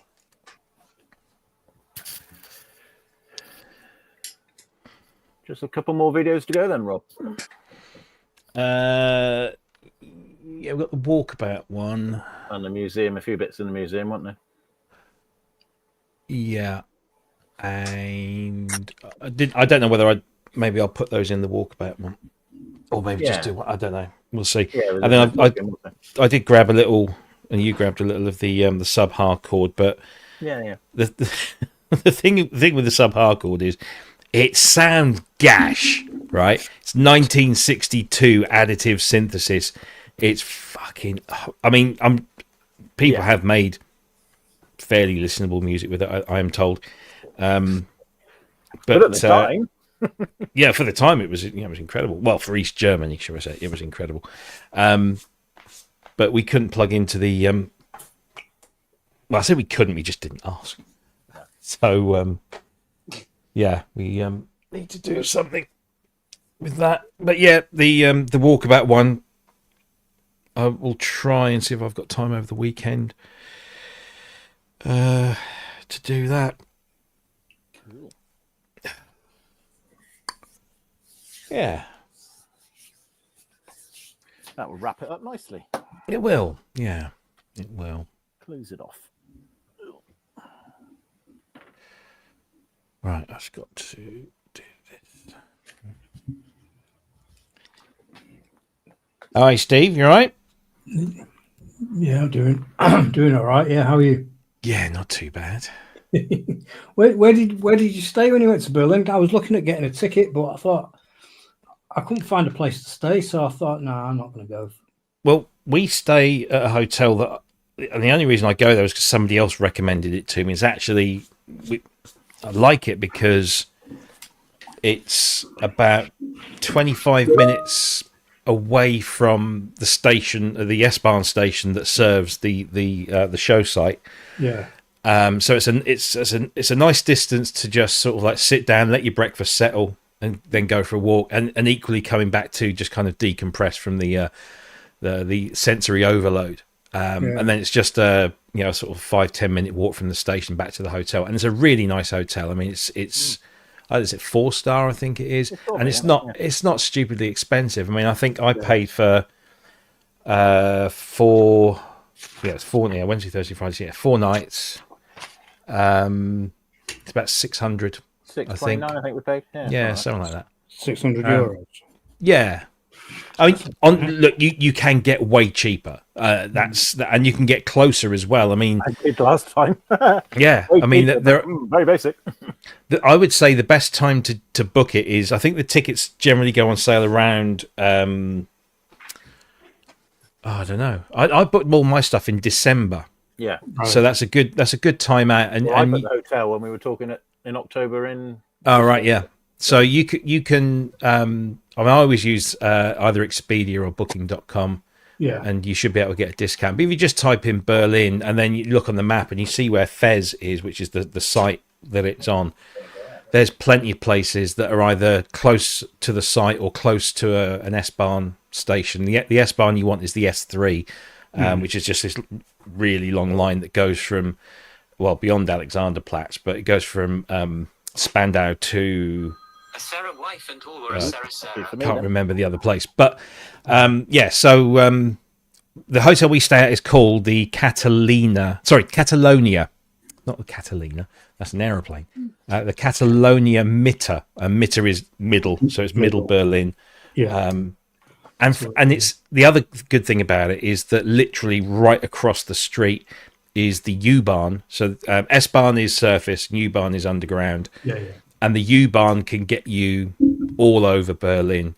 So if in the evening you want to go out somewhere, you can just walk out of your hotel and just jump into a U-Bahn and pretty much get anywhere you want to go very quickly. And even if you want to walk, Alexanderplatz is probably half an hour's walk, and that's where the big TV tower is, and then you can walk up. I always forget the name of the big road that goes from Alexanderplatz all the way to the Brandenburg Gate, and there's lots of stuff on that road. And then from the Brandenburg Gate, you can go to the Jewish Memorial. You can go Hansa Studios, right round to Checkpoint Charlie. So it's all there. So if you want to make the other good thing is if you are bringing a partner who doesn't want to come to Super Booth while you do your nerdy thing, then it's great for them. It's a great central point for other people to go to. But I'd also recommend getting a week's season ticket on the transport. So I think it's like 40. What was it? No, it's 52 euros, which is about £45. That's worth it. Gets you a 7-day pass, which allows you to travel across all 3 zones on S-Bahn, U-Bahn, tram, and bus. So it's absolutely well, because I think it's like €4 each way. So if you're doing that trip, and then you're going out and about, it's. And you can also use that on the airport train as well, I believe.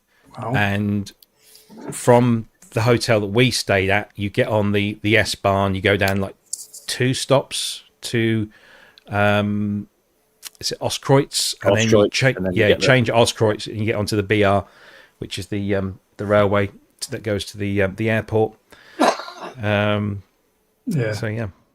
but there are loads of hotels. I mean, that's just the one that we use because I was told when I first went, somebody said, "Yeah, get that hotel.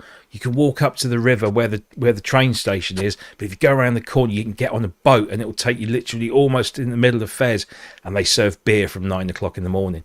I was like, "I'm sold. That's it." I go on that first time, and they've stopped the boat, so I had to get on the S-Bahn anyway. So probably just as well. Yeah. Well, have you just stopped doing that service, or is it? I think they stopped it during COVID, and I just don't think it's started up again. Although, to be fair, I haven't checked. But yeah, I just get the S-Bahn. It's fine. Yeah. Just don't leave your water bottle on the train. Oh yeah, like I did. Your special one. Me special, yeah. One of only 2 in existence. Well, soon to be one of 3. Because I'm going to have to get another one. But One like that? Yeah, one like that. I bet that's my one. He's got his one. It's not your one.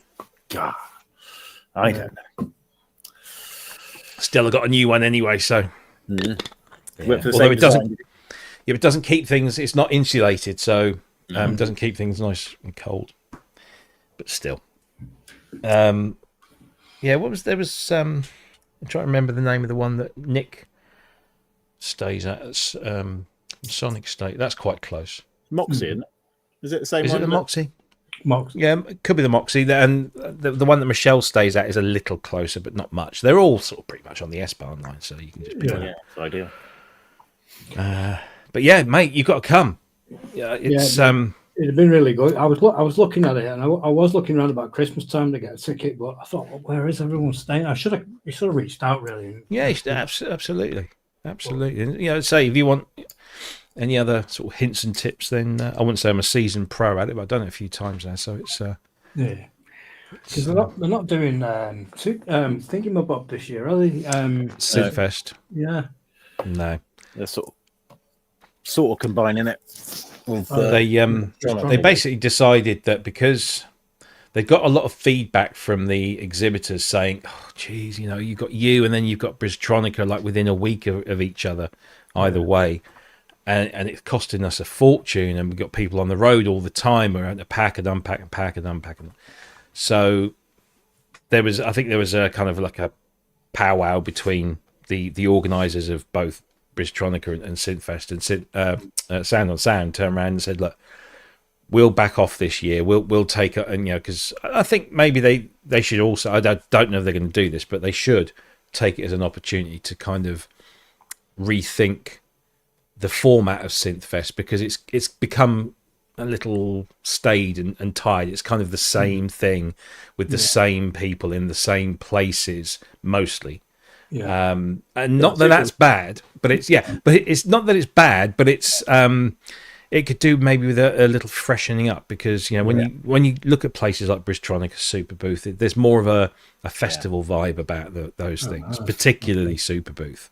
Yeah. Super Booth really is that kind of thing. So, but Sound on Sound have said, okay, look, we'll not do Synthfest this year. We'll do like a Glastonbury. We'll take a fallow year, but we'll put our weight behind Bristronica. So obviously, the Bristronica people are quite happy about that. So Are you gonna go at that one? Do you think We'll be there. We got a stand. we have a stand. I might not be there. It all depends. So because my sister's sister-in-law is having a big fat Greek wedding, and we've all been invited, and they are proper big, weddings. And my missus said, "Oh," and I said, "Oh, it's the same weekend as Bristronica." She's like, she just gave me that look. So it might just be Pete on his own, but I don't know. I'm sure we'll negotiate something. I'm sure I can get somebody to help. Yeah. Unfortunately, because they're both at the wedding's happening in Birmingham, and Bristronica is down in Bristol. I don't think I can split my time. What's it like getting accommodation there and getting about the city and everything? Is it Plenty of hotels nearby? Yeah. It's right smack in the middle of the city. Yeah, the Moxie's good in Bristol because it's like a 5-minute walk from the venue. Yeah. And it's one of these kind of modern, funky, trendy hotels. Where are you based, Steve? Staffordshire. Oh, okay. Yeah. So just over the Cheshire border, actually, North Staffordshire. Yeah. Because we're having another one in March of next year, which we're going to do ourselves, which will be in the seaside town of Dawlish. So I love that place. I used to go there as a kid. yeah, Everyone says that. It's great. Yeah, Dawlish Warren. Yeah. Used to go there. Well, we're doing it just out of season, so there'll be plenty of hotels. I'm just sorting out a website now and putting it all on there. And that's the 21st of March. Yeah, that'll be ace. Yeah. I was saying to Matt earlier, we ought to have a Kent station where we could have an hour of Kent on a screen, ask Kent questions in the corner. That'd be good. Yeah. I saw that. You could have like a statue of the telly in his face. Exactly. Yeah. Well, I still think we should go for one of those. We need to do some research. Those little things, but you slot the iPad in, and it's like a little Segway with an iPad on top, and Kent will just move around. Brilliant. Yeah. That would be amazing, wouldn't it? Sheldon Cooper style, yeah. Yeah. Yeah. Well, lots to think about. Give it some of that. Yeah. Oh. So we got 5 o'clock. I'm going over to Derby tonight to watch Jim Glue's mum. Oh yeah. Yeah. We spent a lot of time with Jim. He was in our hotel. Yeah. I saw him on some of the Facebook photographs. Yeah, good lad. Yeah, all right. Yeah. Apparently, he went to university with my cousin. Oh, really? Couldn't believe it. I knew him. Yeah. Here's the new release from Arturia, just launched today. Oh. The Micro Lab, which is the tiniest of the labs. But it's under 50 quid, isn't it?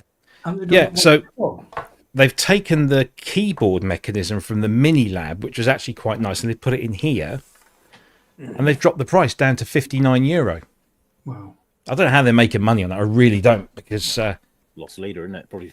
It's got touch strip, pitch bend, and mod wheels, octave buttons. It's got one expression port, a USB-C, and I took that all the way to Berlin with me.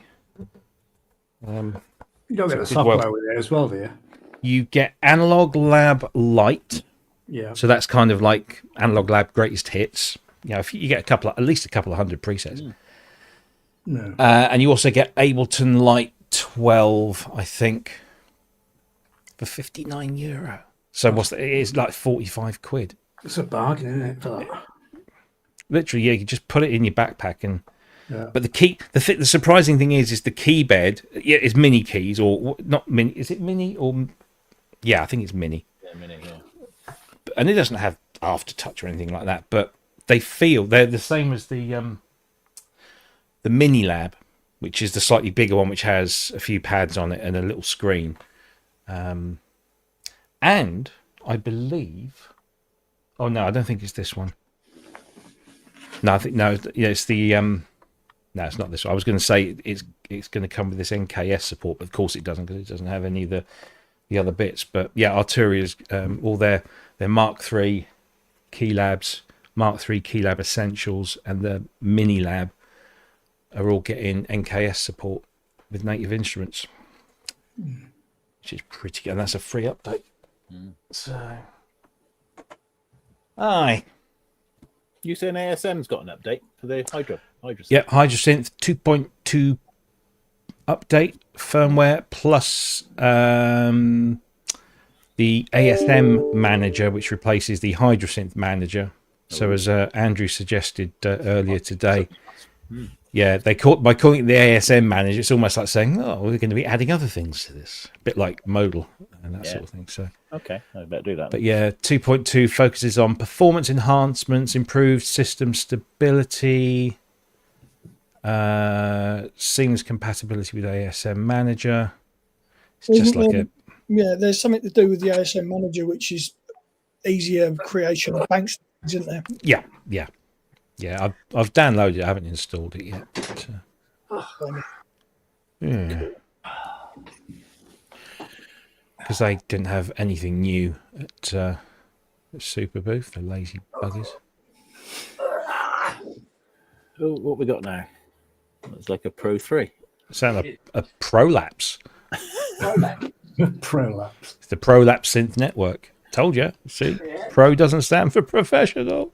Oh yeah, flip up job. Okay.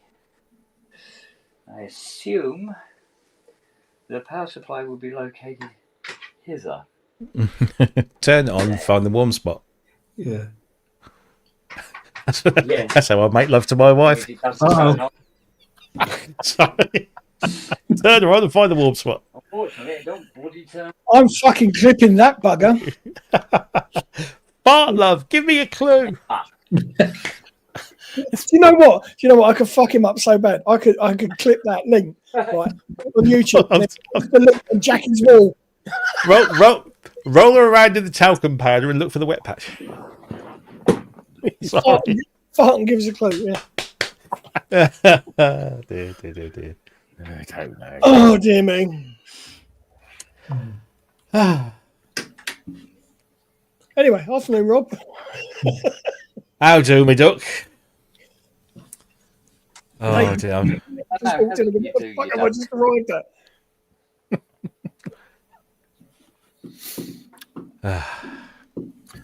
Got one of those, Rob, like yours. Oh, hang on. Oh, the H4. Yeah. Brilliant, isn't it? No, It's such a good little record. that looks posh. Yeah, it's only what 140 quid. Yeah, it's 140 something.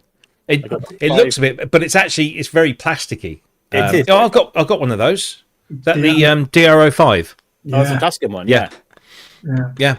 I've had that for ages. I've got that for like 65 quid or something. Yeah. Couldn't believe what it could do. I mean, audio interface, 48K. Yeah.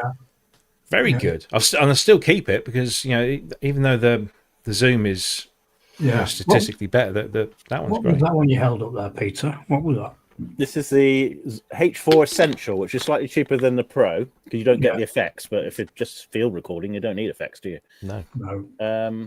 I got a 512 gig card in it. Like, ridiculous. About 60 hours of 48K recording. That's awesome, isn't it? But the best bit about it is that it's got 32-bit float point recording, which means you cannot clip. No. You can scream into that, and it just doesn't matter. Not so Which is ideal when you're recording and synthesizers at a show because you don't know what they've got there. So you just put it in. Now, were you Bluetoothing those clip mics to this, or were you just using their own storage? Because I was using the way I did it this time because I was only doing a few, and I'm still very green around the gills with all of this stuff. I decided I would record the microphone audio locally onto the microphones because they're 32-bit float point as well, and I did the synth to the Zoom. Just for that, yeah. Okay. But what I want to do is come up with a way of connecting it all conveniently so the Zoom receives all the audio. Yeah. So I'll get the two mics. 4 tracks, can't you? Yeah. So you get the two mics and the input, and it should be good to go. But the great thing about that Zoom thing is that I only found this out when I was starting to pull all the material off to edit it, was that it records. So even if you've got a mono source, it will give you the mono source, plus it will also automatically create a stereo file with the mono just split across both. Yeah. So if you want something just quickly to import, a stereo version, it's there. You don't have to do anything yourself. It's just there. That's clever. Very convenient little things. I mean, the menu system's pretty basic, and I need to turn the beep off because that's really annoying when you scroll through. But I didn't realize I had a built-in speaker. You can actually play back on it. Yeah. I was thinking I'd get my headphones. Yeah, no, very good. Yeah. My mother wants to do her eulogy, and I'm thinking, just leave that with her. You go then, mother. You don't want me writing it down. But it's very simple, very quick to just pull it out and there you go. Yeah. Defo. I wonder. A wow, wonder. Sorry. Marcus Rashford. Is there a reset procedure for the Pro 3? Is it what? Reset procedure for the Pro 3. Oh, God, here we go. Let's have a look. Still looking at resets on cords at that. And if you say I've got to hold down a red button, I'll come round there and slap you. I'll let Robbie look this one up because he's quicker on the internet than I am. How to reset? Oh, no, that's wrong. Sequential, isn't it? Here you go. So Press the global button. yeah, there's a global setting. Press the red button while powering on. Yeah. It's beneath the display. Use soft knob 1 to select reset globals and then press the right button to reset. Of course, Kent is reading all this upside down. Yeah.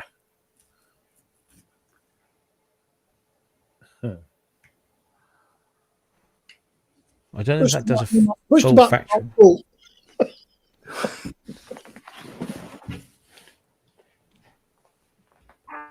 Resetting the global parameters. Resetting the global. It's breaking up.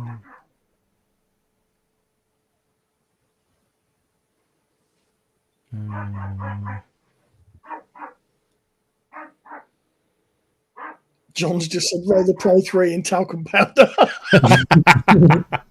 Yeah. If you're trying to track down a problem, it's sometimes a good idea to reset the global parameters to their defaults. This is a quick way to make sure that the Pro 3 returns to its factory settings. To reset all global parameters to their default settings, press the global button. Use soft knob 1 to select reset globals. Then press soft button 1, reset now. Globals are reset. You can now play the Pro 3. He's a buggy little sod this Easy. afternoon. You got that? Or have I just read that out for no fucking reason at all? I didn't hear a word. Jesus. Right, are you can hear me now, right? Yeah. Okay. To reset the global parameters, press the global button. Yes. Use soft knob 1 to select reset globals. Then press soft button 1, reset now. No, that's no good.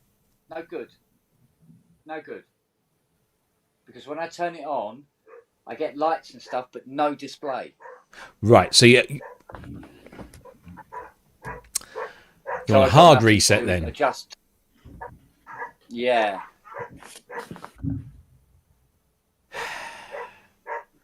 How big a hammer do I need? No, hang on a minute. There's what's this? One thing I recommend is to remove all connectors and clear all calibration data and start recalibrating from scratch. Oh no, that means you have to hold the transpose up and down and press the global button to enter the debug menu. So you're not even getting any menus or anything. No. No, because that requires you to go into a menu. So I don't. Yeah.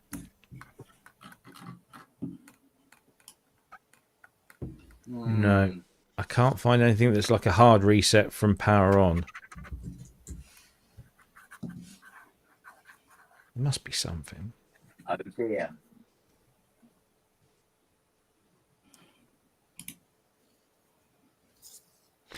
I don't know.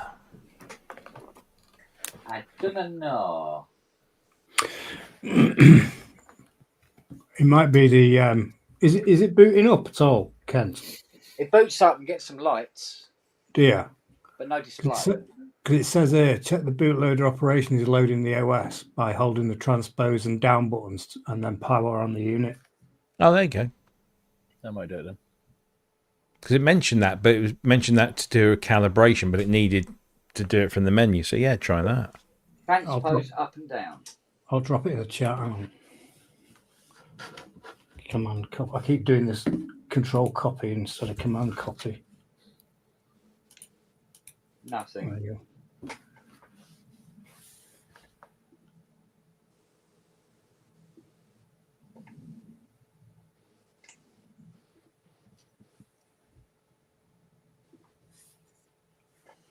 No.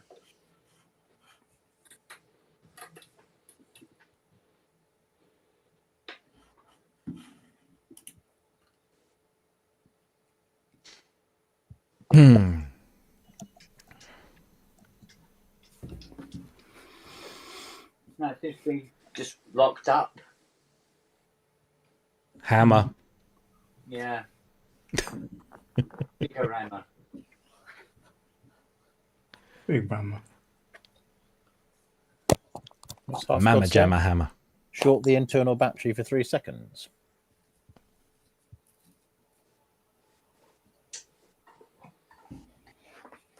Where the fuck's that?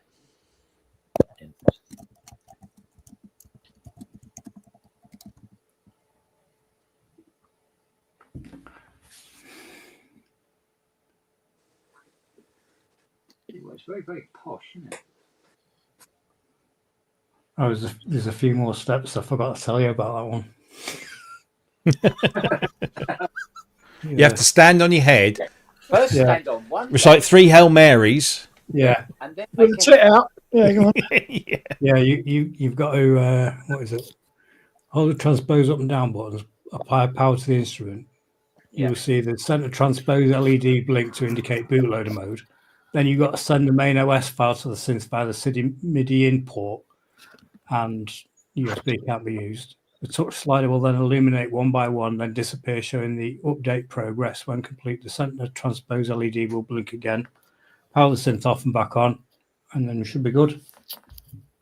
Well, that's encouraging because when I did it that time, a few lights lit up, a few more lights lit up, and then the center transpose LED started flashing. Yeah, So that There was you go. waiting for just wait for the OS. file. Yeah, Right. Oh, in that case, I'm going to put this back together and I'm going to take it up into the studio and have a crack at that tonight. Is this one yours, Ken? But what I will do before all that is this. I don't know if you can see it. I don't know if it's show up on the camera. Oh, nice. or a sticky knob. Oh, put it away a bit. Mouldy knob No, by it's the not look. sticky. Just seems to be some sort of mould that's grown all over all the knobs. That's because it's unused, mate. When your knob isn't used very much, you're going to get mouldy ones. Don't keep shiny. You've got to polish them regularly. I think these are going to have to go in the sonic cleaner. Is this your Pro 3, Ken, or is somebody else's? Yes, dear. Oh, it is, because you said something that you would have to send it back because there was a card thing gone on it before. Are they all like that? Are all they? They're not all set up Yeah, in bag, are they? little knob has a mould grown on it.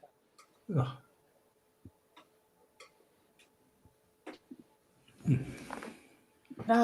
No, it wasn't the Pro 3 that wasn't that. It was I thought it was something a else. sequential or something, yeah. I can't bloody remember. Oh, God, sake. Come on. I know that. Come on. Here it go.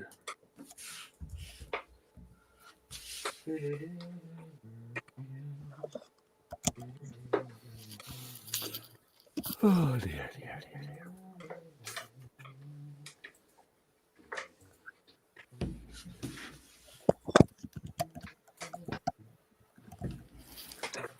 What's time? 5:15. Oh, it must be time for tea.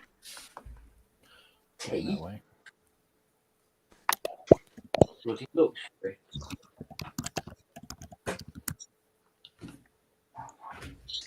Not having any tea tonight. Fasting. Oh, yeah. Yeah.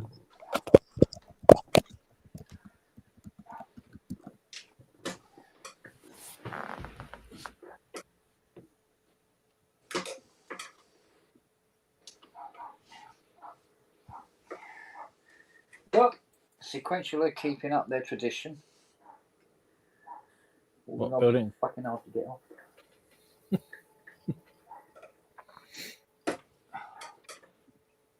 You bastard. Cool, they're well on there, aren't they? Yeah. Get Lily down. She'll take them off. Yeah. Sideways, probably. Yeah, I never fucking see him again. I don't know. You might see him. Yeah. He might have gone through an internal washing procedure. You might have to wait a few days. Right, we got a cat flap you could get a Buick through, right? He's standing in front of it, barking, waiting for somebody to come to the door and open it.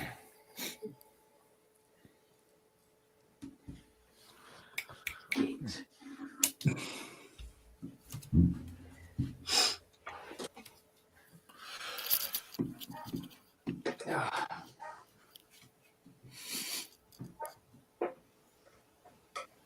Now he's looking down at me, barking. He wants me to come up there and over. Use the cat flap. You dozy. What? I'm a dog! I'm a dog, Dad! I'm a dog. It's a dog flap. You're a dog, it's the dog flap. Use it. You called it cat flap now, that's it. It's going to be a cat flap forever. No, it's Filthy all, rich. I'm infirm. Can do everything for me. Rough yourself. I love the way that every time he barks, he has to do that little jump. Yeah. When he barks. Throwing it out there, mate. Using his chi energy. Oh, wait, his tail, isn't it? You're a twit and a git. He's a twiglet. I thought it was fun. Shit, what am I doing there? Oh, yeah. Fungal shampoo for this. Captions.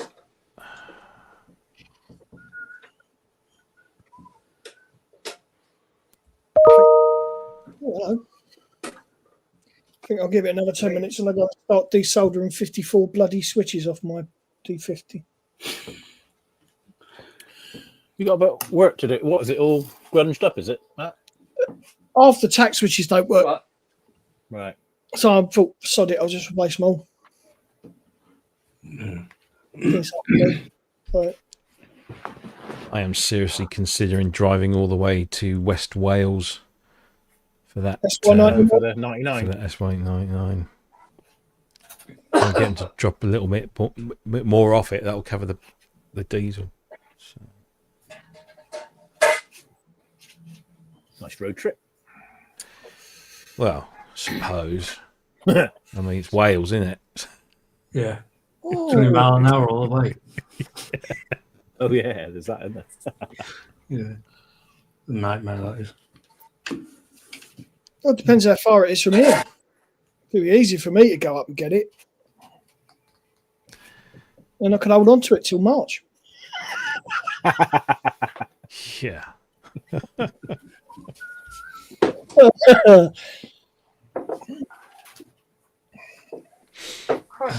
Beautiful.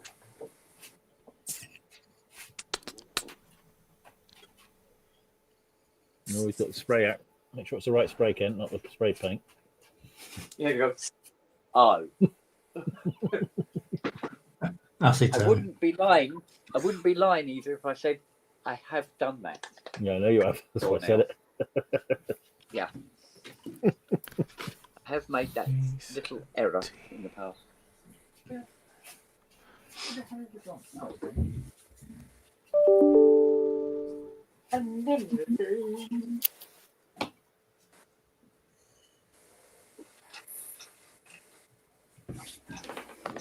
look all beautiful again.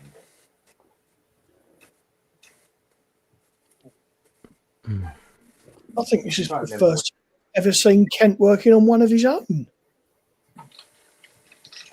Yeah. Oh, he does that most nights. Oh, synthesizer, sorry, yeah. Come back, Andrew, all's forgiven. Well, you know, just making up the numbers.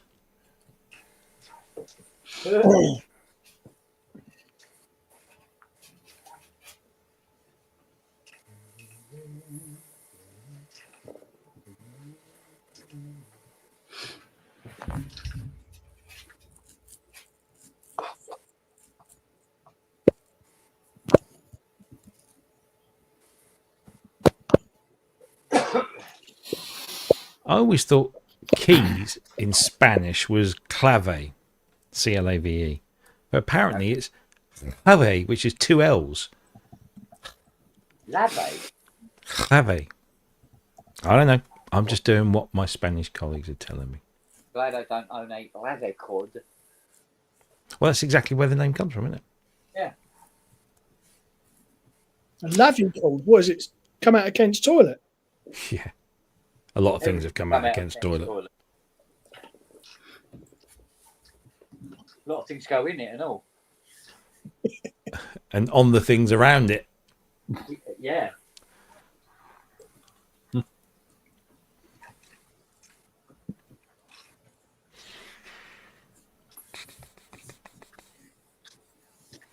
This is why I hate working in foreign languages. Oh, did I tell you about Steve Winwood getting in contact with you about going on the show? Yes, you did, yeah.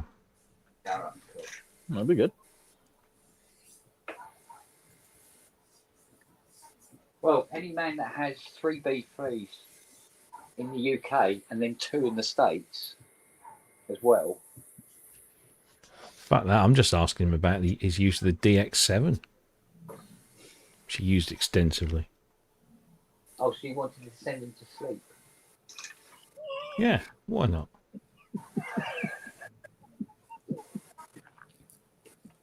Oh, I think I missed one.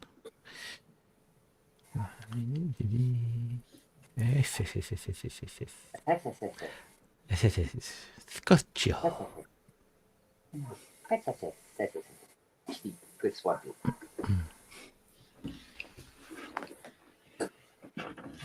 Oh, no one.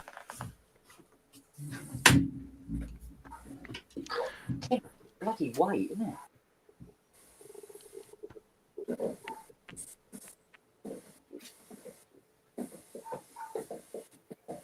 Really know you bought this keyboard, I tell you.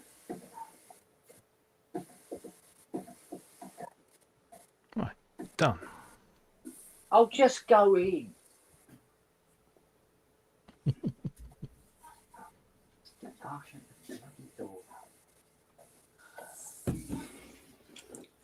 I have to go up there and let him in.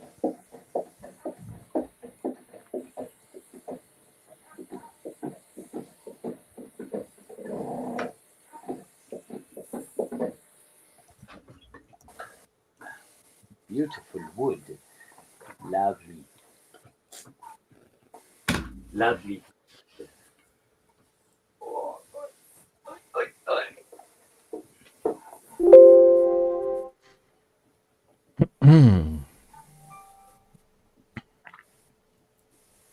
Lily fat on her back asleep in the garden again.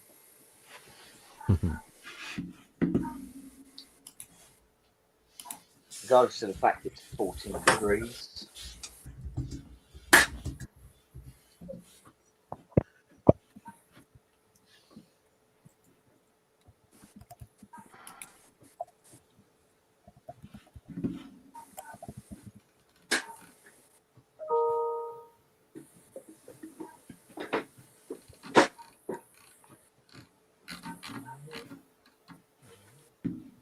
Good question. Are there any Spanish synths?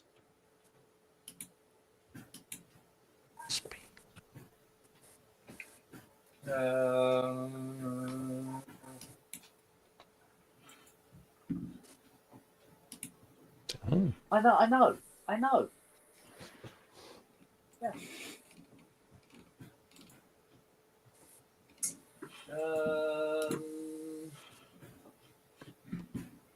Logan's Italian, though, isn't it? Logan Italian?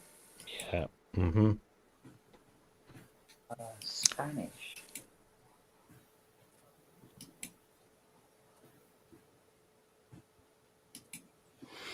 I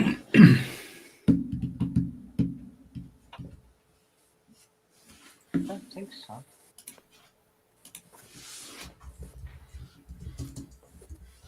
Truth be told.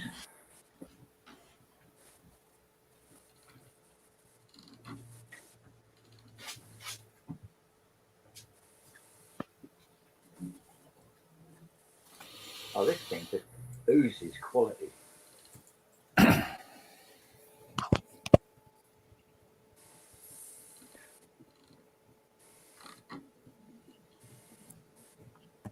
Bloody Valerie banging around my head now. You mentioned Stevie Winwood. We've got Bafaco, haven't we? Spanish synths. There you go.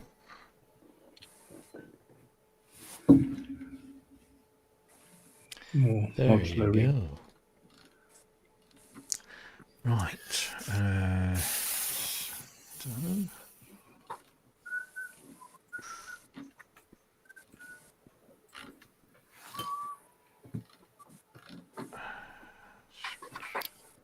Yeah, I'll be with you in a minute, fruit bat.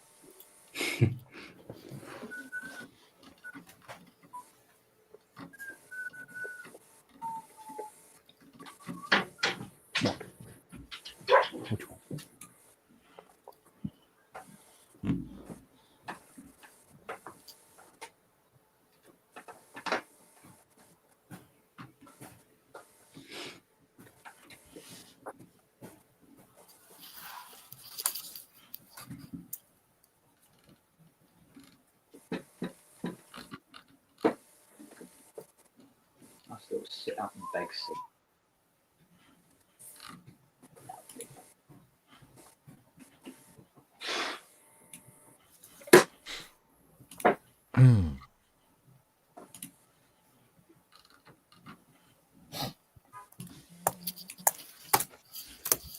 Destructo's put something interesting in the chat, Kent. What's that? Pro 3's operating system is updated via MIDI. You'll need a DAW MIDI utility system, other application capable of opening and sending SysX. Apparently, that's what he had to do when he bricked his Pro 3. Right.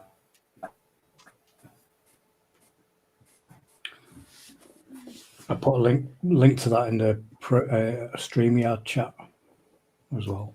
Should be able to find it.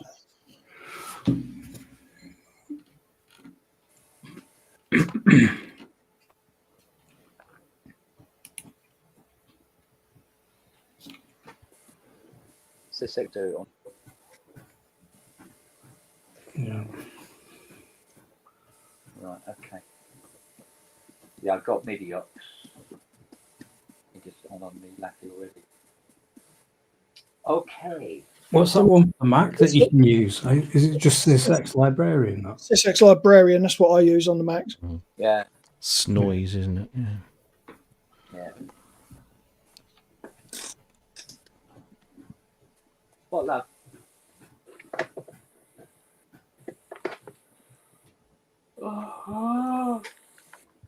Oh, God. Last few weeks are catching up with me.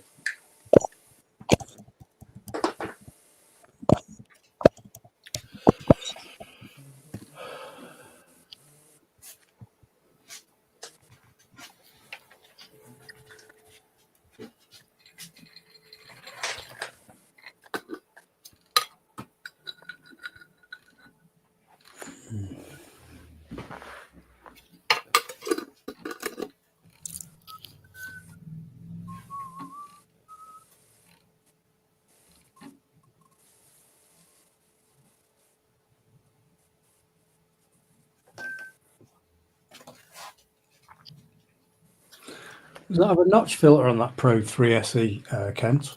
Or is it just low pass, high pass? God, I can't even remember. There is a notch on. Yeah. Low pass, high pass, and notch. Oh, okay. Right then. We're going home. Catch you all later. All right, Right. see you later. See you later. Later.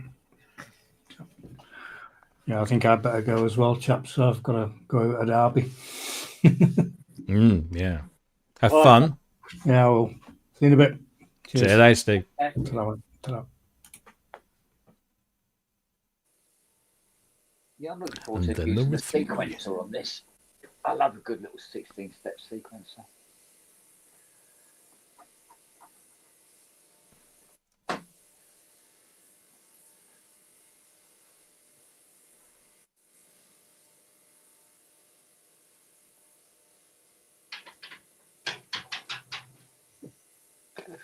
What?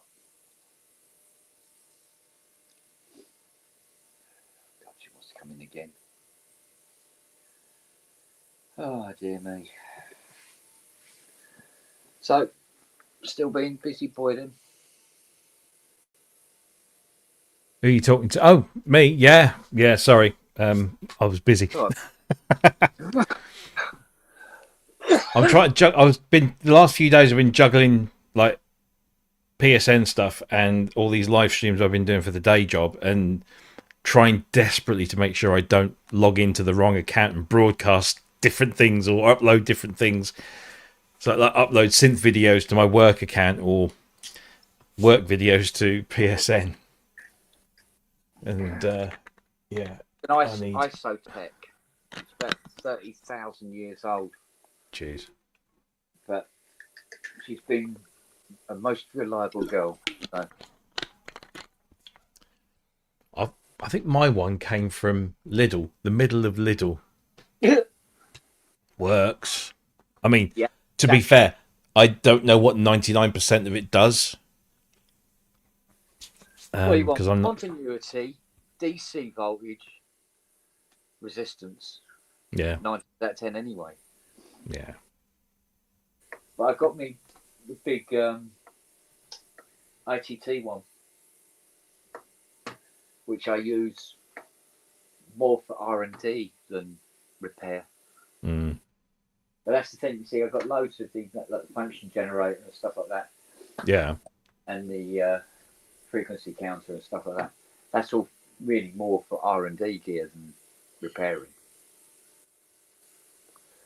So, you know, DC, resistance and continuity, that's all you really need for repairing. Mm.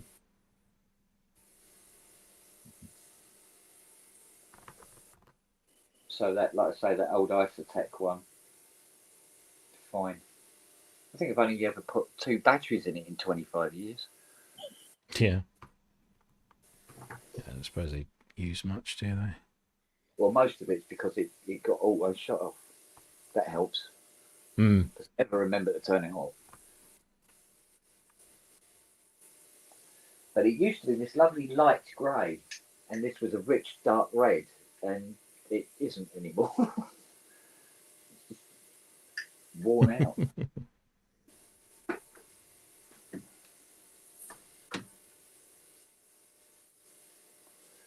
I think it's only about 60 quid or something like that back in the day. Yeah. So that's really earned itself 1,000 times over.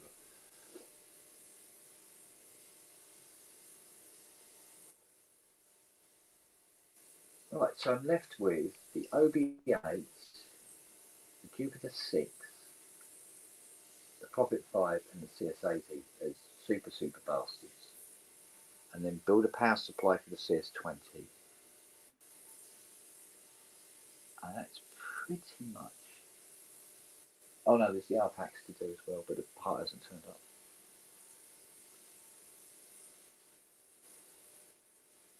Nearly there, mate. Nearly.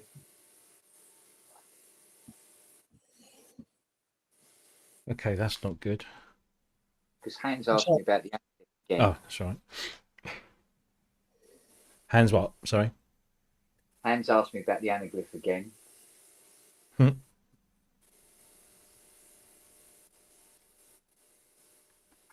Why don't you tell him it will happen if he invests in it? Provides venture capital. No, he's been throwing money at me for it. What have you done with it? But I want proof of concept before I would do that.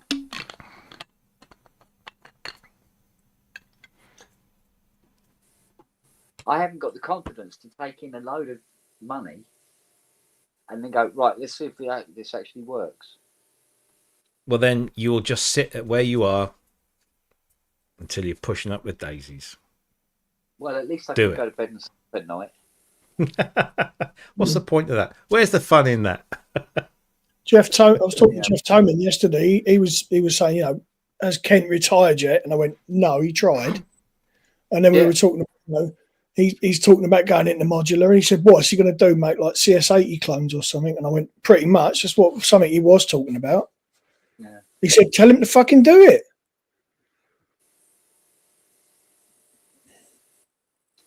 I want something. I want to design something like. Do you remember a thing called the Alpha DAC? Well, this Alpha DAC, it was a module, and what it did. What was the name of the company? I think it was it DigiSound. Oh, we're talking 1,000 years ago now. and did this thing called the Alpha DAC, which was like a controller module,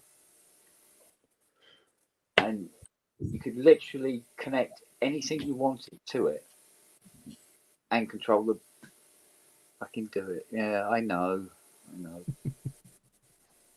Well, I will. You know what? I know I want to do it, but I do want these decks cleared. I can't do it and then have all this shit hanging over me as well. Yeah, Rob. It's the only one of its kind ever made. Oh, Jeff one. It's the only one he ever did. Wow.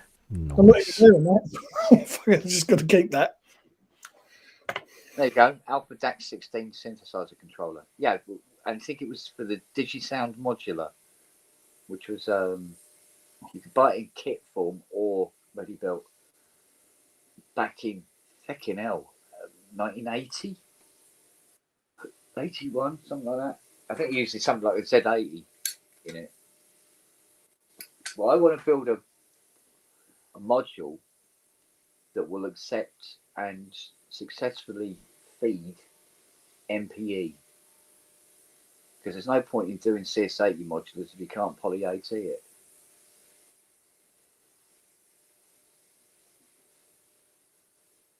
So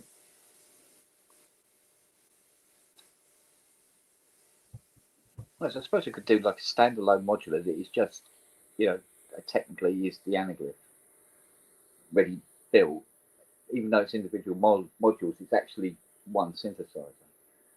Because I noticed that making a load of modules that make up a synthesizer, as opposed to making a single synthesizer in a case, the cost of building it is through the roof when it's one unit as opposed to individual modules. And like I've said to you on many occasions, you have got a ready built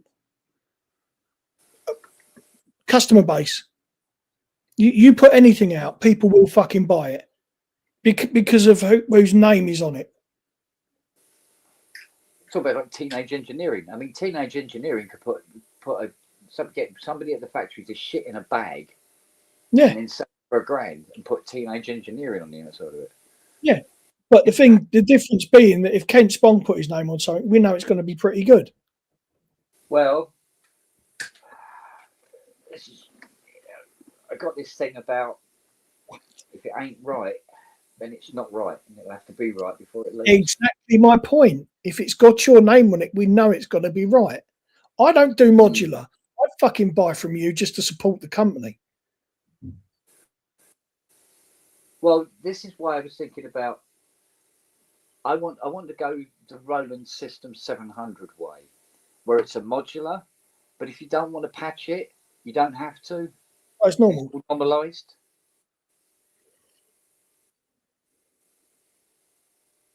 As your head, and so will Robbie. Yeah. You fucking would. I bet you he would. I'd do it on the quiet.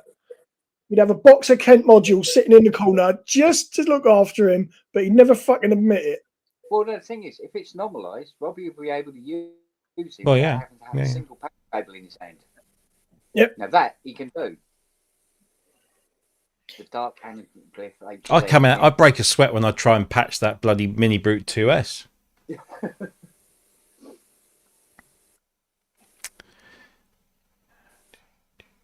Well, I think I'm not mad on patching, but you would sit there and you would patch a System 700, Robbie, all day long.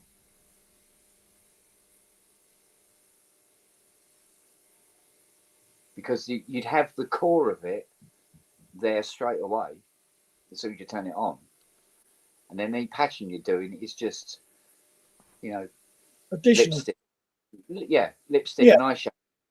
But with a normal synth, it's gonna, if it's got the ability to patch, it's gonna encourage you to say, "Well, what about if I tried that?" Yeah, that's the thing. Yeah. Like I say, ever since you floated the idea of modules, I've said you've got a fucking customer base so wide you wouldn't believe. Yeah. Well, it was one of the things that became popular about the called PS series, where you could turn it on, just play it, Yeah. or you could start patching and doing stuff with it. 2600 was the same, wasn't it? Yeah, Yeah. 2600 is normalized, but you could also patch if you so desired. Not a great deal on the 26, but you know, It still explains it. Yeah. yeah, but you could bypass things if you wanted. Yeah. You know, so you could, like, for instance, you want to take the sine wave and go straight to the output instead of going through the filter and everything. You could, if you wanted, go straight from the VCO straight to the output and control it with a VCA and maybe an envelope generator.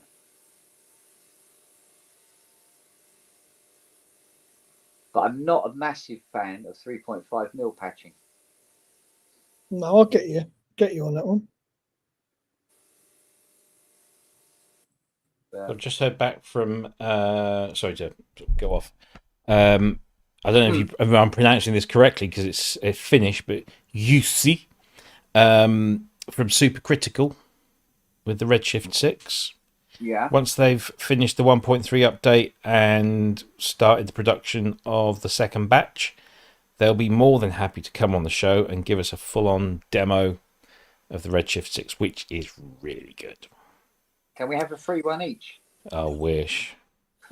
It's It's not ridiculously expensive for what you get. For a 6-part multi-timbral polyphonic synth, it's very good. But paid off, didn't it? Super Boost. Super Boost paid off, didn't it? Yeah, absolutely. Oh God, yeah. Christian, I didn't even have to. I said to Christian from Modal, I said I'll email him when I get back and we'll sort something out. He emailed me. He was like, "Yeah, let's get on the show." Let's do that. So we got him. We got Modal, Supercritical, Fractals. I'm gonna try and see if I can get. Eric's a really busy guy, but I'm gonna see if I can get Norlander on to do something just to talk about the Messenger. That would be nice. Expert sleepers, eh? FH2. Who else? But yeah, we got. Have a sniff at that. Oh, and Adam Holtzman. So that's 5. Is there somebody else? Yeah, I noticed. I looked at the Gravity Rigs 6. Sorry. the subscriber count the other day. That seems to have jumped a bit. We're nearly at 5. Nearly at 5 now, aren't we? It's been sort of 4-7 plus, sort of a few here or there for a little while now. We went up from 4-720 to 4-730 the other day, and I'm hoping that was just because of the Super Booth videos. But it's slow, It's. Don't want it fucking exploding too fast, though, do you? I didn't get that. Could you try again? Depends what it was talking about. Exploding. Yeah. No, I'd like a little bit of a rush. Yeah. But, well, these names coming out of Super Booth, you might just get a little bit of a boost on it. What we need to get the subscriber, what I think, and I'm no expert on this stuff, but it seems to me that there are certain channels out there that have it's numbers of subscribers does not equate to numbers of viewers. No. And you can put one video out, and it could only be like a 2-minute video of a cat shitting in a blender, right? And fuck knows how that came out of my brain. But you can get a video, and like that 2-minute video, piece of crap video, literally piece of crap video, goes viral, and loads of people just go click subscribe, and it's just like an automatic thing. Yeah. And then all of a sudden you've got 10,000 subscribers, but you're still only getting maybe, a handful of viewers on your live streams or whatever it is. Now, we get a really healthy number now on our live streams. It's that over the last sort of couple of years, we've gone from mid to almost 100, and now we're getting 150, 200 every week on average. And honestly, like, a lot of these channels, they're people that are doing it, and it's part of their living, it's part of their job, and therefore they have nothing else to worry about, nothing else to concentrate on, and they can put all the effort into, you know, making the thumbnails work the algorithm, making sure that whatever's in the description works the algorithm, that they promote their videos in certain ways or with certain things. And that's fine, because they're trying to earn a living from it. I personally don't want to try and earn a living based on somebody else's platform, because I've seen so many people try and do that, and then all of a sudden YouTube say, oh, we're going to change this, and then all of a sudden your revenue stream is gone. Or then you get those people that buy subscribers, you know, and then they look, oh look, I've got 10,000 subscribers, and then YouTube do a purge, and all of a sudden you've got 2,000, you know, because 8,000 of those were bought. I don't want to. You've earned all the ones you've got. Yeah, everything that we do is earned, and people are there because they want to be there, I hope. And this is, I'm never going to be a Nick Bat, and I don't want to be a Nick Bat, because I see what it does to Nick, and Nick's a great guy. We don't need two Nick Bats, you know. So I don't want to do that. I just want to do what I want to do based on what the community kind of tells me that they want to see. So that's what I'll give them. We don't do loads of review videos. We don't do unboxing videos. We just do a 2-hour live stream where 3 old gits whinge about synthesizers for a couple of hours. We get some nice people on to talk stuff. And hopefully that people in the chat as well. Yeah, and most of that stuff makes us unique. In fairness, we have done unboxing videos, and it hasn't really worked out in our favour, has it? No, but to be fair, we don't do. You know, if you look at other people's unboxing videos, you know they've got multi-camera angles. They've sat down, they've edited. I know how long it takes. I mean, I edit videos for a living. Not on the scale that some of these guys do, but it's not an easy thing to do. You have to learn the tools, and then you have to gather the content. You have to get the right amount of content. A-roll, B-roll, music, sound effects. You got to do the mixing. You got to do the both video and audio. It's and I haven't got the time to do that for PSN because I have a day job that pays the bills, that keeps the roof over my head, and my family's belly's full. And that's your priority, and always absolutely. Yeah, if the shit hit the fan and I got laid off, oh, that's nicer, isn't it? Much cleaner. Was that in the Sonic Cleaner? Yeah. You could eat your dinner off of that. And my special little concoction that I put in it. Metered doses, yeah. Yeah. God, fresh. Rob. Yeah.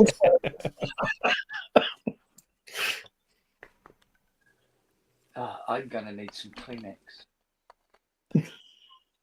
Okay, time to end the stream, I think. And Kent's OnlyFans starts in 5 minutes. Yeah. This is how we get the subscriptions up. Yeah. Or down. Whichever way. Mind you, I mean, this channel's had a bit of a jump.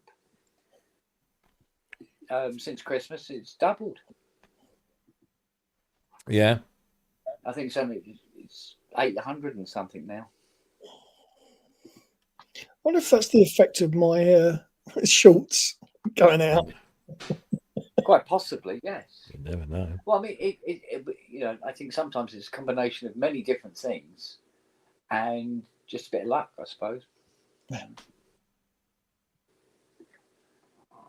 It's like I've got a customer coming down with a couple of synths next week who's a big PSN fan. Has been for a while. So.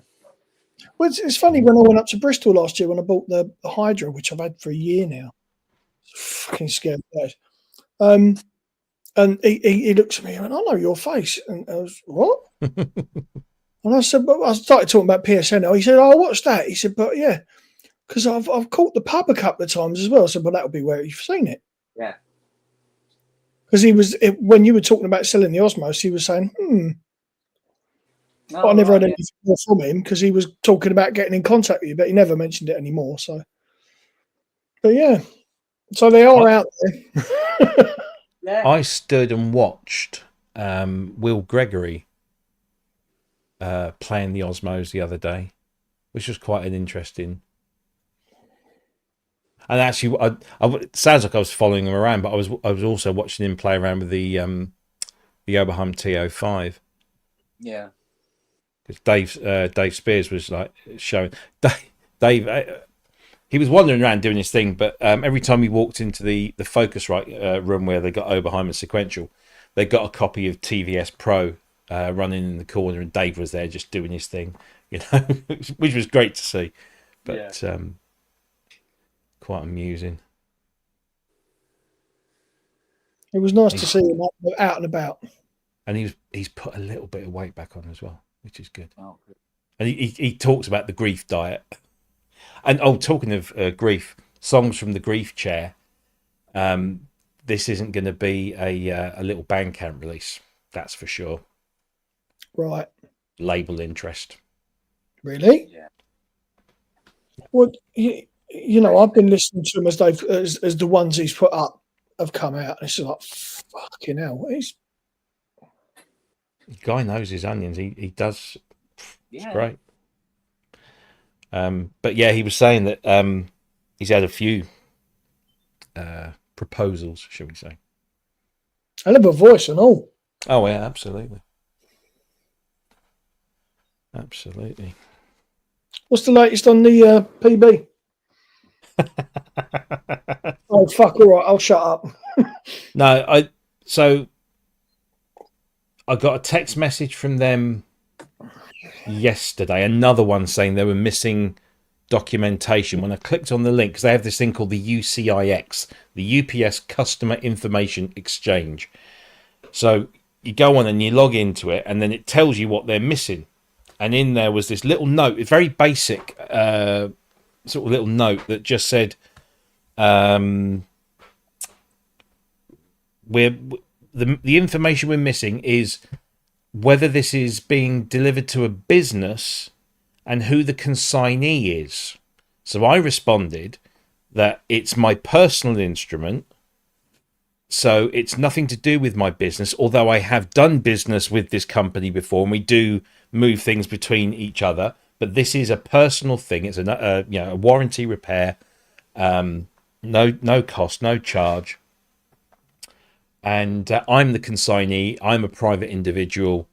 Give me my fucking synthesizer. Well, I didn't put that, obviously.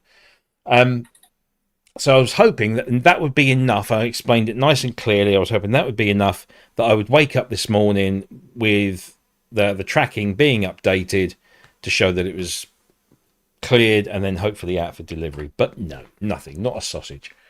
So I phoned them up again first thing this morning and said, told them the situation and that I needed to speak to somebody in brokerage because it's what they seem to do is it's kind of like a one message in, one message out thing. So somebody goes through the list for the day and there's me, and you get to me and he says, right, well, we need this.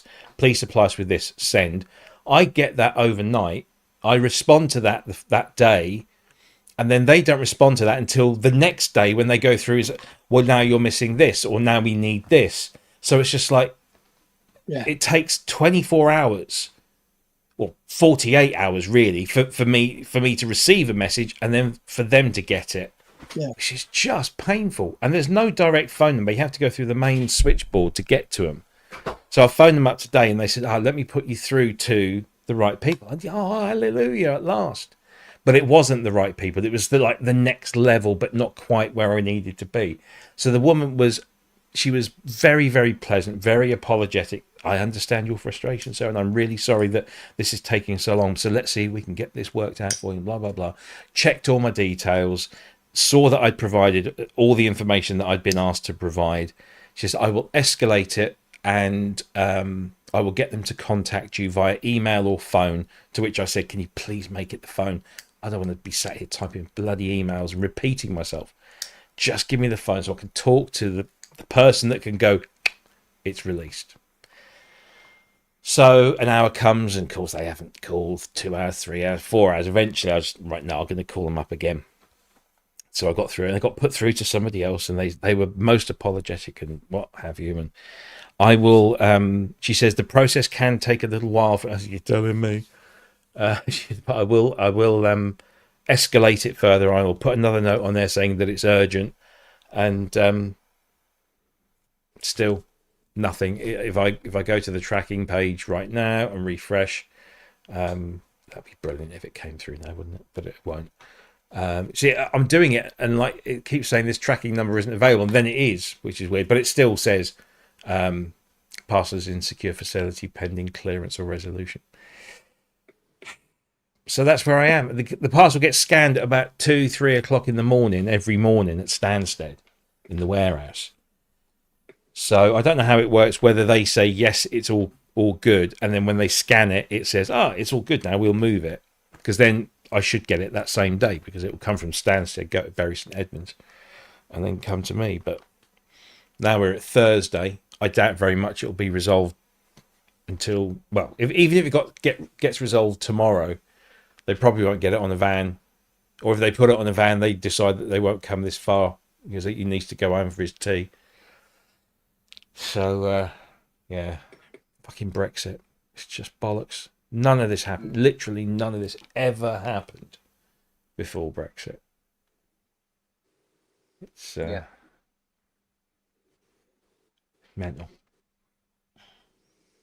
And it's not just, I mean, I got these today. So these are the ones I bought from Bayer Dynamic. Well, actually, I bought them from the UK distributors, but they're my new little slider caps.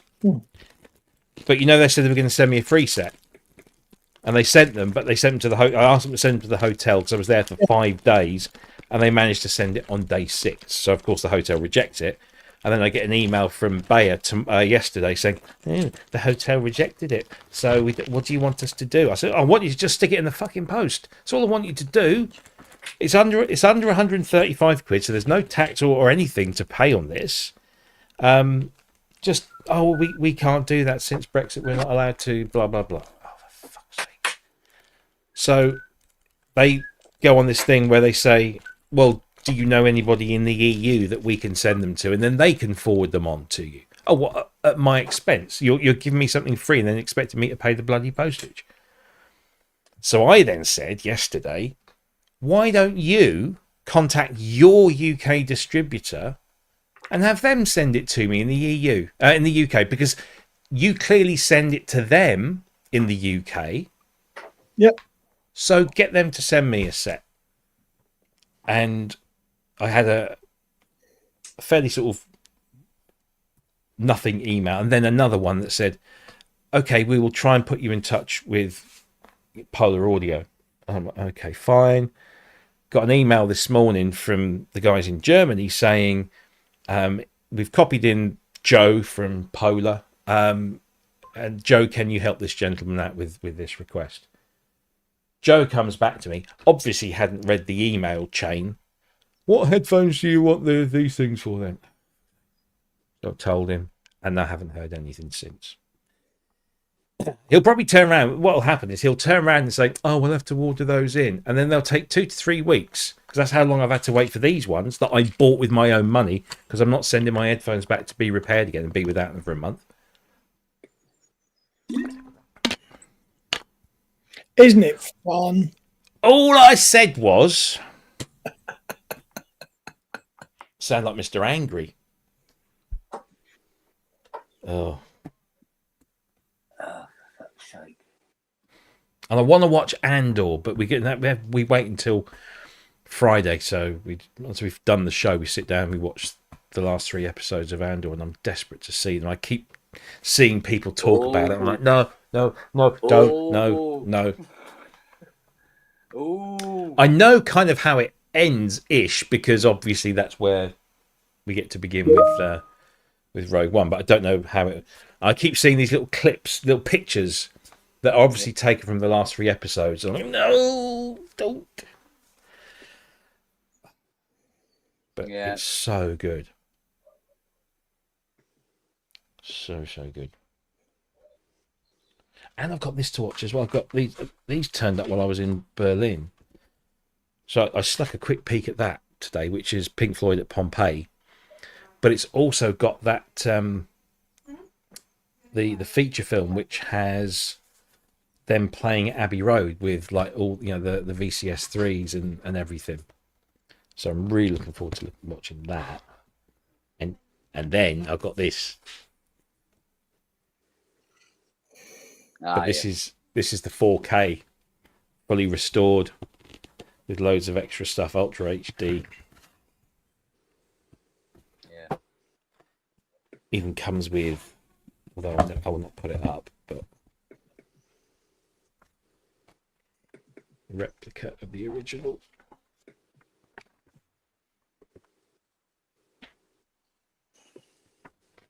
That's a poster, double-sided. Smells of that lovely brownie sort of inky paper. Yeah, I love this. And the other two are coming out next month and the month after. Okay, this is taking its time. Because there's no football now, because it's the end of the season. For me, anyway. Plenty of time to watch.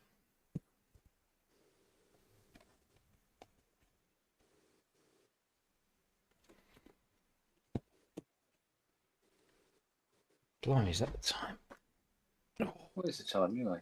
6 o'clock. Just gone 6, yeah. Yes. I'm going to have to get off and start desoldering. I can't believe I'm not being harassed by dogs. I'm amazed at that. Well, to be fair. Well, Lily's fast asleep on the lawn.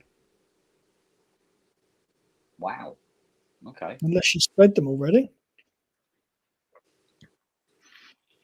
No, I wouldn't have thought so, because her dinner bowl is out next to her.